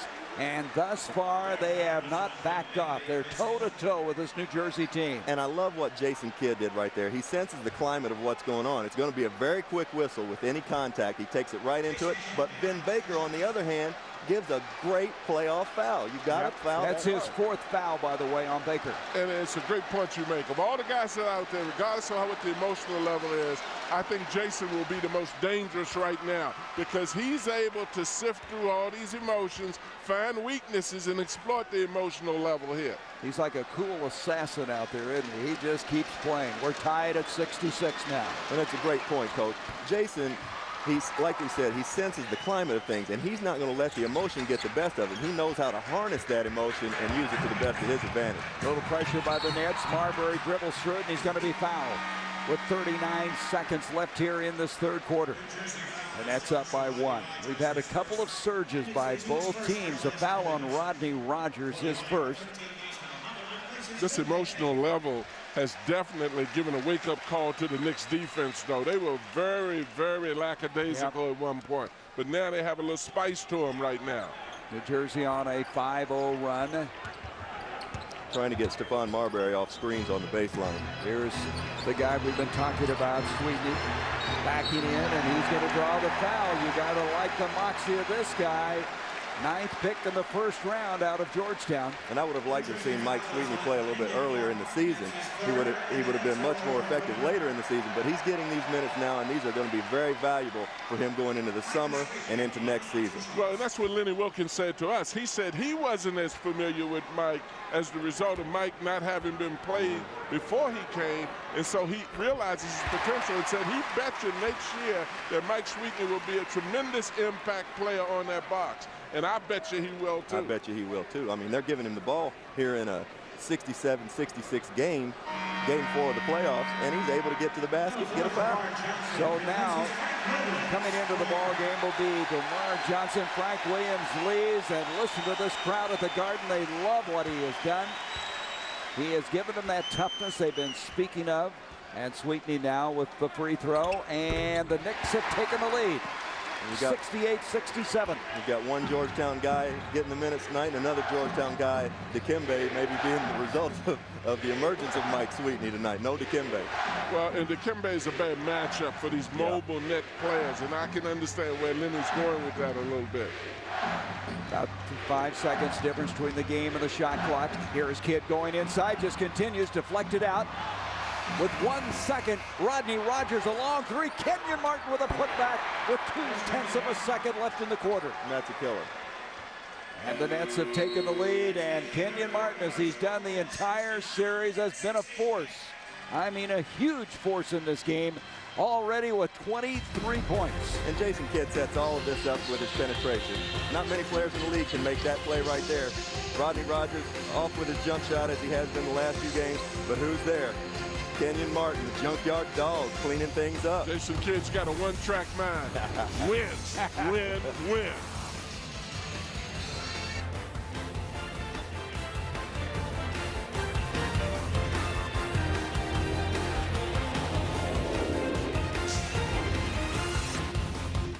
Very nice. Madison Square Garden, this could be the final quarter of the Knicks season. They're down by one, 69-68. This place is electric.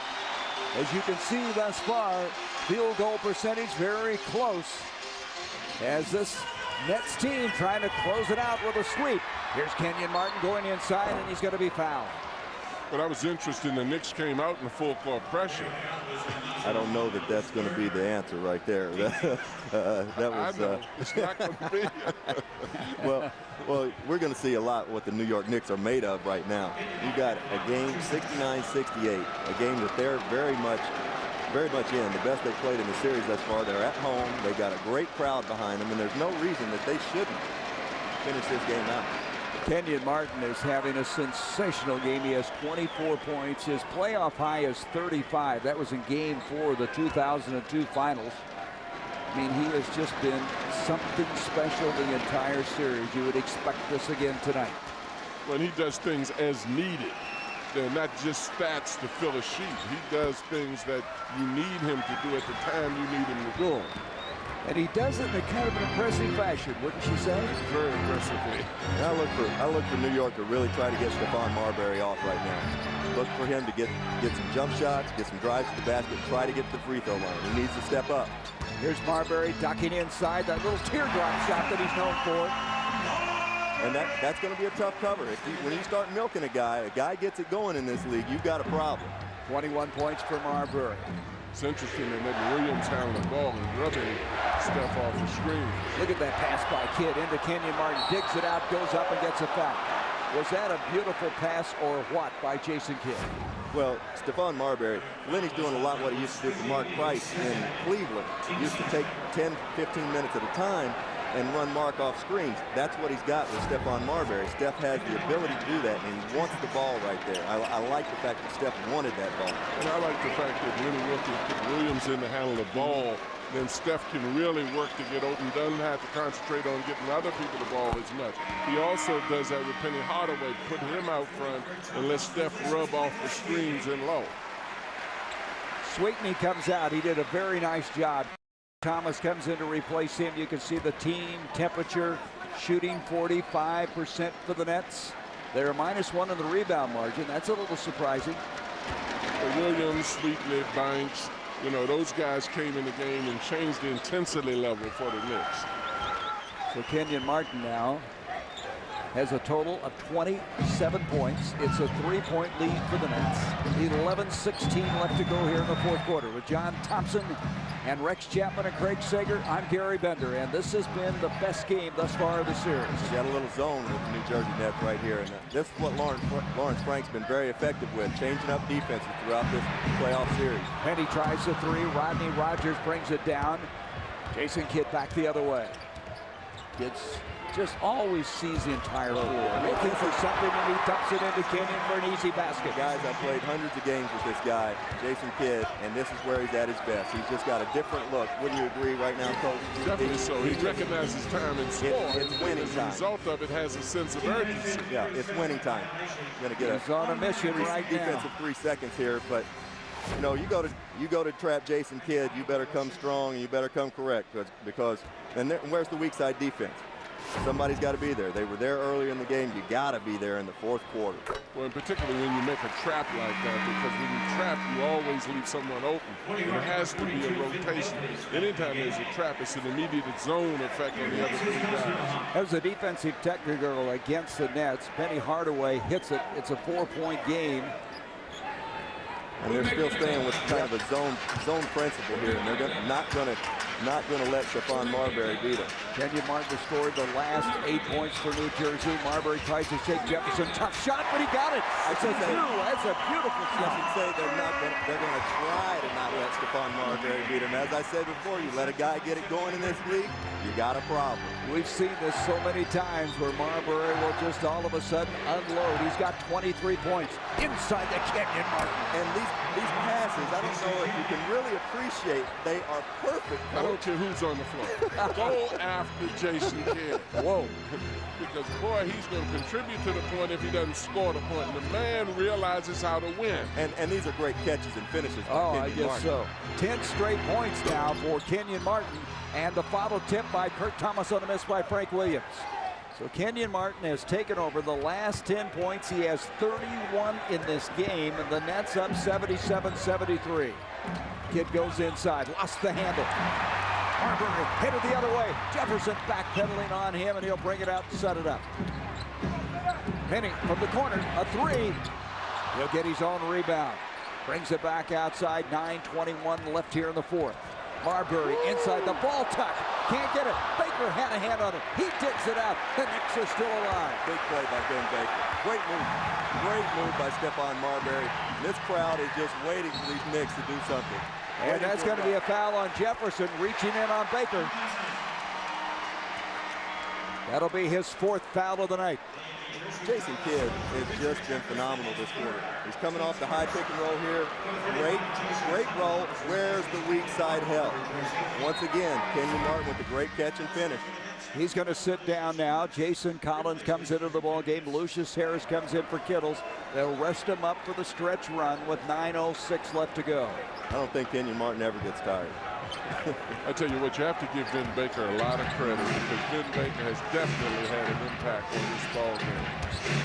Hardaway brings it out, 7 on the shot clock. Williams looks up with 6. They got to get something going with 4. He gets it out to Penny with 2, and they had good poise and patience, and Penny delivered. Frank Williams is going to be a nice NBA point guard. That play was all created by Frank Williams. Yes, nice shot by Penny Hardaway. Rodney Rogers fell asleep. He sure did. And the Knicks have a chance. They have a chance to tie or take the lead with 8:41 left. As this Knicks team has come in here tonight with a toughness we have not seen in the previous games. The Knicks got it going. Penny Hardaway, the wily veteran. And it's going to play well on Broadway here in the Big Apple.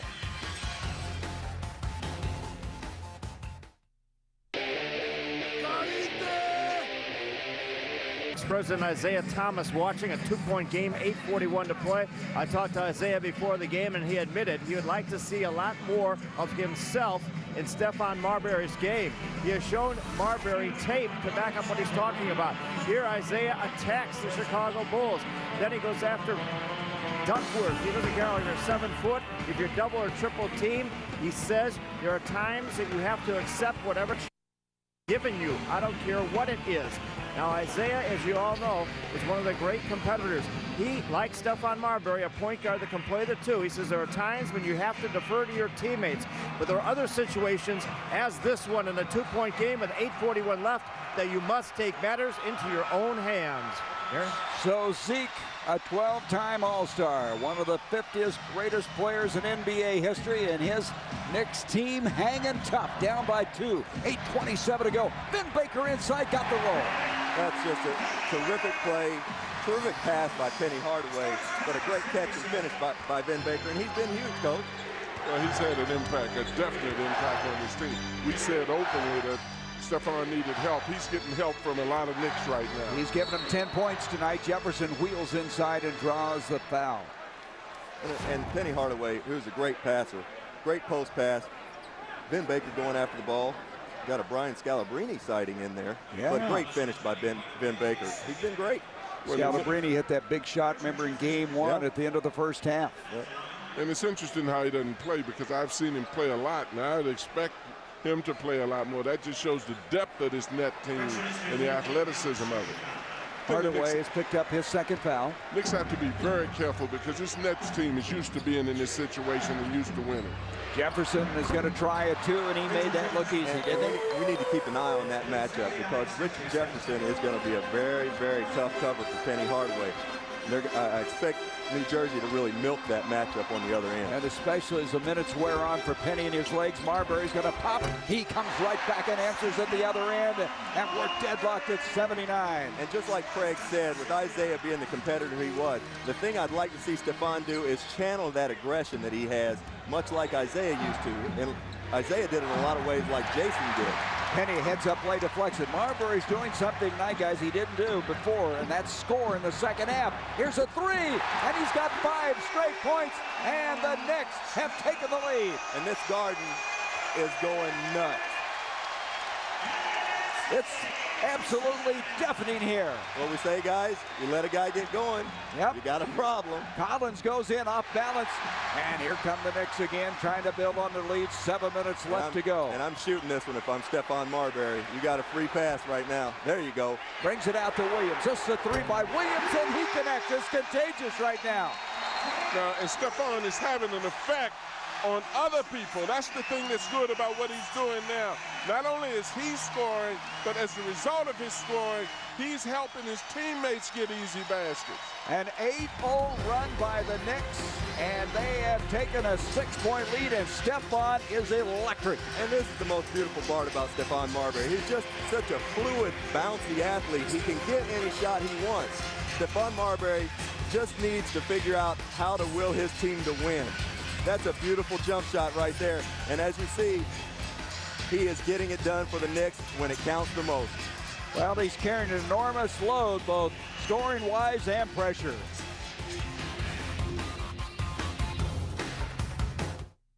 That ain't no shot. No, that's a crime. The 2004 NBA playoffs on TNT, brought to you by Rocky Mountain Cold Coors Light. Cold, down, easy. By Nissan, who invites you to shift the way you move through the world. By Van Helsing on May 7th. Adventure lives forever. And by Radio Shack. You've got questions, we've got answers. Saturday night, one element to save us all. Life comes from destruction, disorder, and chaos. There's nothing that can stop this. There is only one thing. The Fifth Element. Saturday night at 10. The new classics are on TNT. New York on an 8-0 run. Rod Thorne of the Nets has got to be concerned because the crowd is in it. The Knicks are feeling good about themselves. They, in the last 3:47, guys, have outscored the Nets 15-4. And Stephon Marbury is leading the charge. And as we spoke of in the open, if you think that New Jersey's transition game isn't important to them, think again. They've averaged 22 points in the fast break the first 3 games. They've got 8 to this point thus far. And Kenyon Martin's been huge. There's Jason Collins with the rebound. He's going to have to get out of the lane, and now we're going to have a jump ball. Good defense that time by the Knicks, who are hanging tough inside. Well, that's a bad sign. The Knicks cannot afford to let them get on the offensive boards like that. That was a set play. The Knicks are flowing on emotions. They don't want to be too cautious, but they've got to be smart now because this Nets team is used to being in competitive situations. Kurt Thomas got the tip. Out it comes to Marbury. Marbury will try a long 3. He didn't get it there, and it'll go over to the Nets. You know, he came off in what he thought was an open look, and out of nowhere, Kenyon Martin came and just almost smothered that ball. Well, you might want to drive, you might want to get it inside, get a basket, or get a foul because you're carrying the lead. Here's Kidd. He just uses his strength to go inside. He just backed Frank Williams down low. Well, see, and this is a perfect example of what you're talking about with Kenyon Martin doing things at the proper time. Martin is out of the picture. He comes in very quickly and challenges that shot by Steph that went wide left. The thing that the Knicks have to be careful of right now is it's 6-12 in the game. They cannot just think with their emotions. They don't want to be too passive. But the Nets are a smart, competitive team that's used to winning championships. They're not going to go away now. Lenny Wilkins now with his 22nd timeout, as you just noticed on the screen. It was the 5th foul against Frank Williams. But When you try to keep a series going, you got to have people unexpectedly step up, and that's what has happened for the Knicks tonight. Well, they've definitely had people step up. As we said in the beginning of the show, the Knicks didn't have outside shooting, they didn't have inside shooting, they didn't have transition baskets. They've picked up all of that, and Stefan's received some help too, Rex. Oh, for sure. Vin Baker's been huge off the bench. Frank Williams has been huge. And this lineup that they have in the game right now with Marbury, Williams, Thomas, Hardaway, and Baker, I believe is the most effective group that they have against this athletic, up and down the court New Jersey Nets team. Well, you wonder if they found these combinations too late. We're going to see. Jason Kidd at the line. He is 7 of 8 from the stripe tonight. And it's now an 85-82 lead for the Knicks. Some pressure now being applied by New Jersey. You probably see New Jersey take the ball out of Marbury's hand whenever they get about trapping it and forcing other people to play with the ball.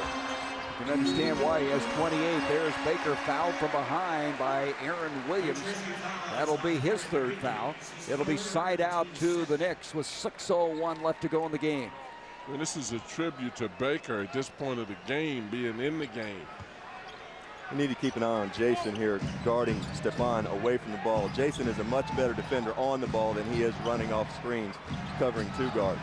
5 seconds on the shot clock. And Marbury with a long 3 as he tried to really bring this crowd down. Here's Jefferson. Look at that play. What athleticism by Richard Jefferson. You can't even explain how athletic that was, Coach. I mean, any other player on the floor, maybe with the exception of Kenyon Martin, you run over 2 people right there, but he was able to gather, hop, and gallop and throw that thing down backwards. And look how fast the Nets got back into a dangerous situation with this. The Knicks have to go inside and take the deep jumper when the clock is not there. Penny with a top shot.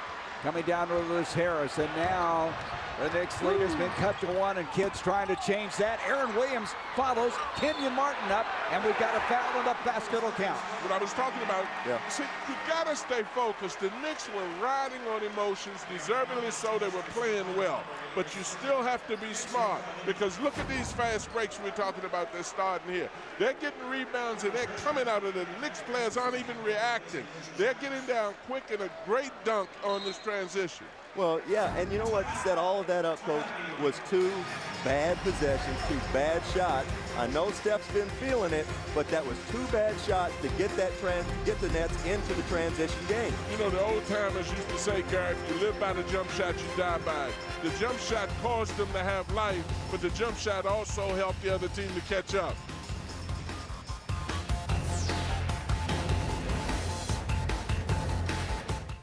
Submit to you Miller's record. Miller Lite, the great tasting beer. And Hubie Brown and the Grizzlies do not want that to happen. Earlier today, the Pacers eliminated the Celtics, and the Jets, should say the Nets, trying to do the same thing here to the Knicks as Kenyon Martin to the free throw line.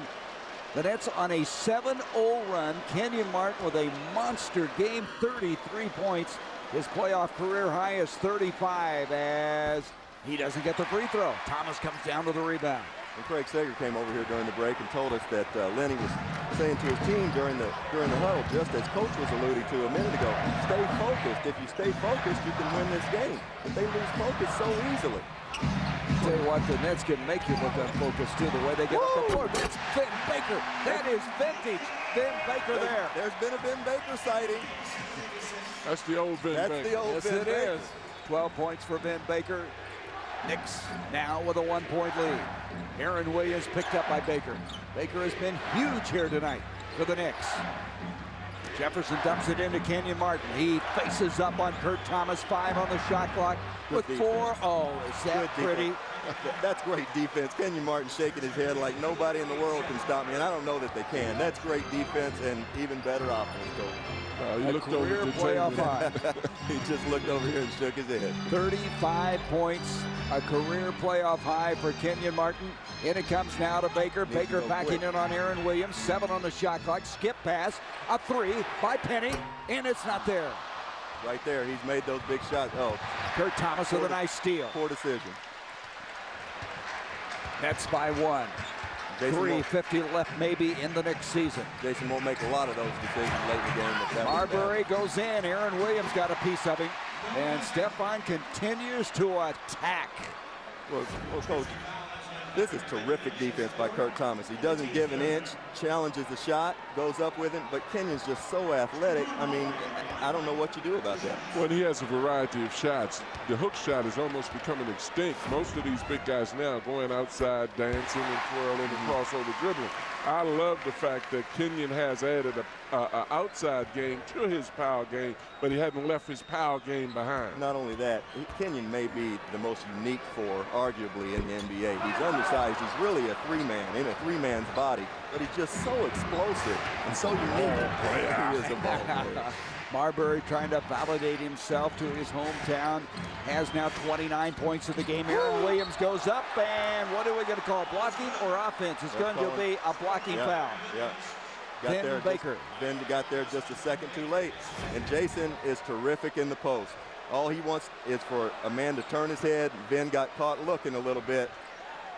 And Aaron Williams is a terrific finisher. Well, and he has played so well in this series. You look at Aaron Williams, start of the night, he was shooting 83% for the field as he missed the free throw, and Williams comes down with it. Well, we talked about this being the most athletic New York team to match up with these thoroughbred New Jersey Nets. And as soon as we said that, Frank Williams tried a three. As soon as we said that, New Jersey came in the ball game with Aaron Williams to make it even a quicker team. Kidd that time trying to force the issue. They turn it over. Back to Penny. Aaron Williams is there. Penny goes up, and they're going to get the foul as Aaron Williams went up and muscled him away from the basket. Penny did a good job of initiating the contact. Penny's a very smart player. As you see here, Jason breaking the defense down. This is where he's at his best. But Frank Williams gets a hand on that ball and contributes to these two free throws by Penny Hardaway at the other end.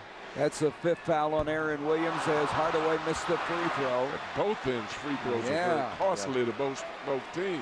The Knicks now 18 of 25 as Penny, who has played a remarkable game here tonight. In fact, he's had a good series as he gets the second one, and the Nets now lead by one. 3:04 to go. It's Jason Williams time, Gary. Jason Kidd. Jason Kidd, I'm sorry. Yeah. Then it comes to Kidd. Kidd gives off. Set up Kittles. Block. Regains it. Jefferson with a three. Aaron Williams with a putback. Now, where is the weak side shot block? It's unacceptable. It's unacceptable. And I know that Stephon Marbury's over there and Frank Williams, but one of those guys has to nearly tackle Aaron Williams so that he doesn't get the ball. They might not get it, but he can't get it. Up to Penny. Now they switch with Kidd out on Penny. They space the floor. Into Ben Baker. 5 on the shot clock. Marbury into the corner to Frank Williams with 3. They got to shoot it with 1. This is a 2. And the rebound by, guess who? Kenyon Martin. That was winning defense right there. That was winning defense. Jared Kenyon Martin is unbelievable. Oh, he's incredible. It's not the quantity, it's the quality of his performance. Here's Kidd. He just muscles in. Gets it to Kittles. He'll go to the free throw line. And Kidd is right now on a mission. He is going in with that strength, his ability to pass the ball and set up his teammates. Well, the Nets defense has just been great. That was a great defensive possession. They're all closing out. They're all challenging shots. And then this is what New York's not doing. They're boxing out and getting rebounds. Well, see, and I noticed, too, that the Nets have gained respect for Williams' shot on that last possession.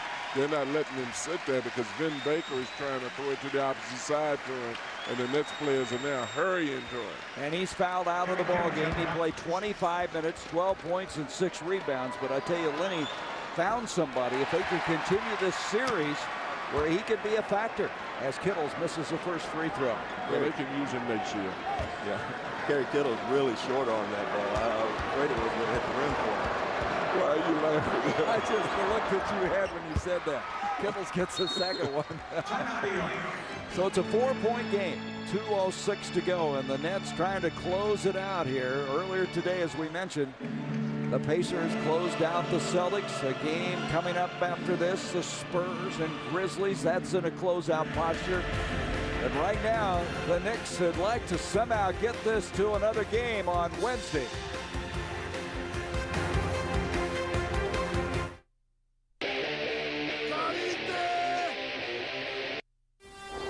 Southwest Game Break, Ernie Johnson, Studio A in Atlanta. You've heard Gary Bender talk about the decibel level at the Garden tonight. Well, they're rocking the Pyramid tonight, too, because the Grizzlies are going to try to stay alive against the champion San Antonio Spurs. It's Game 4 of that series. It's Game 2 of our doubleheader, and it is coming up after the Knicks and Nets. Gary? All right, Ernie, thank you very much. You can see that Game 4, and then Monday, the Pistons at the Bucks, Kings, Mavs. I mean, as we continue on. So next, Game 4, the Spurs and Grizzlies. And I tell you what, that San Antonio team, they had David Robinson retire. A lot of people thought they couldn't possibly repeat as champions. Don't count them out. Don't count them out. They're awfully good. And coaches, I'm sitting here, all I can think about right now is the New York Knicks were up 6 with 6:25 to go in this game. And the 2 ill-advised shots by Stephon Marbury allowed New Jersey back into this game, and now they've got a 4-point lead, Jersey does, with 2 minutes to go. I've always said I felt like Steph plays better from behind than he does trying to nurse a lead. Well, let's see what happens as they're down now, and there's a rebound by Jason Kidd. But this is the surgeon right here with the ball. He understands time and score. He understands who should get it and when you should do various things on the court. Look at that little lead pass to Kenyon, and Kenyon's going to go to the free throw line. Kenyon Martin is having a remarkable night. 35 points, 13 rebounds. Now, if anybody's ever been spoon-fed, that pass that Jason made hooks the pass into the lane and basically just spoon feeds Kenyon Martin. Well, that's why I'm always amazed at people talking about how the Nets run fast, they cut, and they move well. Take Jason Kidd off the team and see if they can do it good. You're rewarded when you cut on this team. You're rewarded when you fill the lanes. That's 13 points here in the fourth quarter for Kenyon Martin. 94-89 Nets. And not to mention the key rebounds that Jason Kidd has gotten in this game coming down the stretch. He's gone to the defensive boards. He definitely understands the sense of urgency and how to win. So Martin, a very average free throw shooter, gets 1 of 2, and the Knicks have got to strike with 1:36 left in the game. Down by 5. Marbury out to Frank Williams. 10 on the shot clock. Dumps it out to Penny. Penny moves in. Off it comes to Frank Williams. Backs up for 3. Didn't get it. Didn't need the dribble. Too open. Sometimes when you're too open, it's a lot of pressure. Kidd now will milk some time off the clock as he looks up. 16 on the shot clock. I look for Jason to be very aggressive in taking this ball to the basket, trying to make something happen. Look at him, using strength. Just backs Frank Williams in. Tries to hack at the ball to Kittles with 2 on the shot clock. And the rebound is cleared, and we're going to have a foul. Blaine Reichel indicating the foul against Kenyon Martin, his 4th. Why in the world did Carey try to bank that shot? He was just inside the free throw line from a funky angle. You can see the timeouts, 2 fulls for the Nets, 1 for the Knicks. Neither team have any fouls to give. And going to the line now will be Kurt Thomas. Thomas in the game has hit 3 of 4 from the stripe. And during the regular season was an 84% free throw shooter. And that's the kind of foul that drives a coach crazy. I mean, you're carrying this kind of lead and you're permitting the opponent to score while the clock is not moving. You'd have been better off letting them dribble down and giving them a layup. And Kurt doesn't get the second one. Here's Kidd comes up with the rebound, and now he surveys, tells Jefferson, get down on the baseline. 47 seconds left possibly in the next season. Down by 4. Look for more of the same this possession. Jason may be the best in the league at finding guys when defenses collapse. Kidd now trying to take Williams inside. 4 seconds, fall away, and the Knicks are still alive. We gotta go. 30 seconds left. We gotta go. Off it comes now to Williams. They don't have this much No, time, they don't. right? You're absolutely right. Williams will go in. He didn't want to shoot it. Gets it to Marbury. Tipped out by Kidd, but there's only 19 seconds left now. 12 on the shot clock. They've got to have more leadership at this point in the game. You're down 4 points with 19 seconds. Somebody's got to calm this team down and tell them what to do out there on the floor. Smart play by the Nets, trapping Marbury at half court. They had to predetermine that while they were on offense, what they were going to do on defense. Knicks have attempted 19 threes. They've hit 6 thus far in the ball game. They're down by 4. 10 seconds on the shot clock. Marbury's going to go in for a 2. The rebound by Nazi Mohammed. They put back, and wait a minute. We've got a stoppage. Called a foul. They called a foul by Bernie Fryer inside on Kenyon Martin. That's his 5th. Nice aggressive play by Stefan, and he puts the onus on the official to call something there. I'm not sure there was a foul, but I know it. One called nonetheless. And free throws, let's see if Steph can make 2. The free throws have killed the New York Knicks in this quarter. They have missed 8 free throws tonight. They're 20 of 28 as Stefan hits that one. He now has a 30-point game. Shandon Anderson's going to come in now for Frank Williams with 15 seconds left. This is where all the fundamentals come into play. The boxing out on the free throw line, the second shot attempts after a shot is taken. All these little things are very significant right now because players have a tendency to relax. And Lawrence Frank has alerted Jason Kidd if this ball goes in, he wants to take, if this ball goes in the basket on the free throw, he wants him to take an immediate timeout. They added 3 seconds to the game. There's 19 seconds left. We've had a lot of clock difficulty here since we come to Madison Square Garden. And there's the second free throw by Marbury. Timeout is called. We have a 2-point game, 19 seconds left. Well, ideally, you want to deny Jason Kidd the inbounds pass, but I'm telling you what, it's impossible to do. Marbury with 31, and the Big Apple, the scene of a good one tonight. Listen, Doc. Spectacular finish. That usually means something for Ewing out in Houston. Houston ducks under. Got it! With 8/10 left. And the Knicks won the series 3-2. Boy, they could have used Allen Houston in this series. And they're going to need a little magic right now if they're going to pull this game out. I'll tell you what is extremely important right now for the Nets is the inbounder. That guy is comparable to the field goal kicker in football in the latter stages of the game. He's got to hit the right man at the right place and have good judgment. A lot of people underestimate that person. The guy catching the ball has to be a good receiver and a good free throw shooter, of course. Well, I think right now, obviously, the New Jersey Nets are going to try to take this ball out of bounds on the side of the court. They have the opportunity to take it in the backcourt or move it up. And most likely they're going to move it up. And I just like to see somebody try to deny Jason Kidd the ball right here. They put some more time on the clock. There's 16 seconds. New Jersey has a full timeout and a 20. The Knicks 1 full timeout. Kenyon Martin to inbound. They're going to try to switch, and DeMar Johnson's going to try to take Jason Kidd up top. No chance. There's Kidd, and Marbury reaches in and commits a foul with 14.6 seconds left to go. He's just too strong and too quick and too smart. And Kerry Kittles is wide open on the baseline because everybody was gravitating towards Jason. Everybody in the building knew that they were going towards Jason.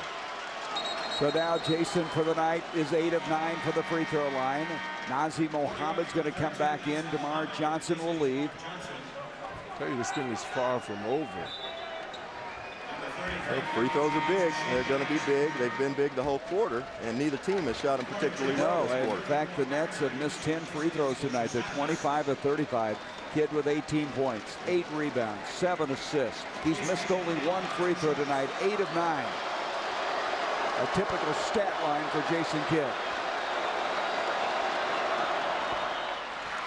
Well, I'll tell you what needs to happen now. We need to keep an eye on Kenyon Martin here because if this goes like the series has gone, if there's a missed shot here, Kenyon Martin's liable to come up with this offensive rebound. This is a big free throw. He got them both. Ice water in his veins. He has no veins. 96-92, Jason Kidd, 2 clutch free throws. New York now uses the timeout. We'll be back to finish it up. Meanwhile, in Dad's office. In Atlanta, they are hooping and hollering. In Memphis at the Pyramid, could be the last NBA game ever played there. They'll have a new arena. They're hoping the Grizzlies stay alive against the world champion San Antonio Spurs. It comes your way next, but there's unfinished business at the Garden. Back to Gary, Rex, John, and Craig. Thank you. From having their season ended. On the other hand, the Nets trying to win their 14th straight game in the East in the playoffs. third longest in NBA history, as Marbury with a huge game here tonight, but they need more. They need more, that's for sure, and I'm anxious to see what Lenny is going to decide to do right here. I believe this is where they're really going to feel the effects of not having Ben Baker in the game, because they're very limited as to what they can do. It's going to be a very perimeter-oriented play coming out of the timeout. New York led at one time 85-79 with 6:50 remaining. Backdoor, beautifully drawn up. Nazi Mohammed, what a very good play after the timeout. Now that's coaching. And a reach-in foul by Mohammed as he fouls Lucius Harris. Now, Harris is a 85% free throw shooter. That wasn't very perimeter-oriented. That was beautiful, though. Very beautifully set up by Lenny Wilkins. The great thing about it is you got a basket without killing any time. The clock is your opponent if you're the Nets at this point as much as the score was. And I can't say enough about that pass by Penny Hardaway. It's just right on the money. Lucius Harris at the line. He is 0 for 3, but he got that one. 97-94. This team's been there before. Yep. It's not how many you make, it's when you make them. This would make a two-possession game out of it if Harris hits this one, and he does. 98-94. In a hurry now, the Knicks. 10 seconds. Marbury, long three on the way, didn't get there. Not necessarily that. No. 6.9 seconds now. I don't know what you say about that, Coach. No, exactly. I mean, and I think Steph could have gotten a better shot than that. I don't realize the time is there. But Mohammed reaches in, and he is fouled out of the ball game, and that will send Harris back to the other end of the free throw line again. So a sweep is in the making here, as the last time they were swept was the Chicago Bulls, and the Knicks tonight playing their best basketball game, but with 6.2 seconds left, it's not going to be enough. No, they put up a good fight, and like we said, they were New York was leading 85-79 with 6:50 to go, and less than a minute and a half later, they were down by a basket, and it was the result of two poor possessions coming down the floor. Two poor possessions, two poor decisions, bad shots, and they got a false sense of security. When you're down by 3 in the game, you could have just given up, and they didn't. They competed. They're not going to win this game, of course, but they did come out here playing hard. Harris hits both free throws. Marbury brings it out. DeMar Johnson backs out, and it's over. And the season is over for the Knicks, and New Jersey will advance. They'll await the outcome of that Pistons-Milwaukee game, and Detroit right now up 2-1, and their next ball game coming up on Monday. Well, the better team won this series. New Jersey was a classy team all year long. Let's go over to Craig. Craig? Well, it was a tough game, but it took a career-high 36 points from Kenyon Martin. Obviously, you've been dominating this series, but you really got the offensive game going tonight. The game on the line, man, series on the line, you know what I'm saying? Trying to come out just be aggressive. Knocked down some shots early and everything just fell in place. Made free throws, you know what I'm saying, which I had in the previous 3 games. You know what I'm saying? So just wanted to come out and be aggressive and get a W. A lot of people have fallen in love with the changes Detroit has made, and also on Indiana's bandwagon. Kind of forgot about the fact you guys were in the finals last 2 years. Is this a better team than last year? I don't know if it's a better team, but we've been together. You know what I'm saying? It's experience. You know what I'm saying? We have the same pieces, but we're a lot more experienced, a lot more mature when it comes to these playoff games. Terrific game. Back to you, Gary. 36 points, 194. The Nets eliminate the Knicks, and for John Thompson, Rex Chapman, Craig Sager, I'm Gary Bender, and we're going to go to our next game here on TNT. We're going to go to Memphis. The Grizzlies try to stay alive. Here is Dick Stockton.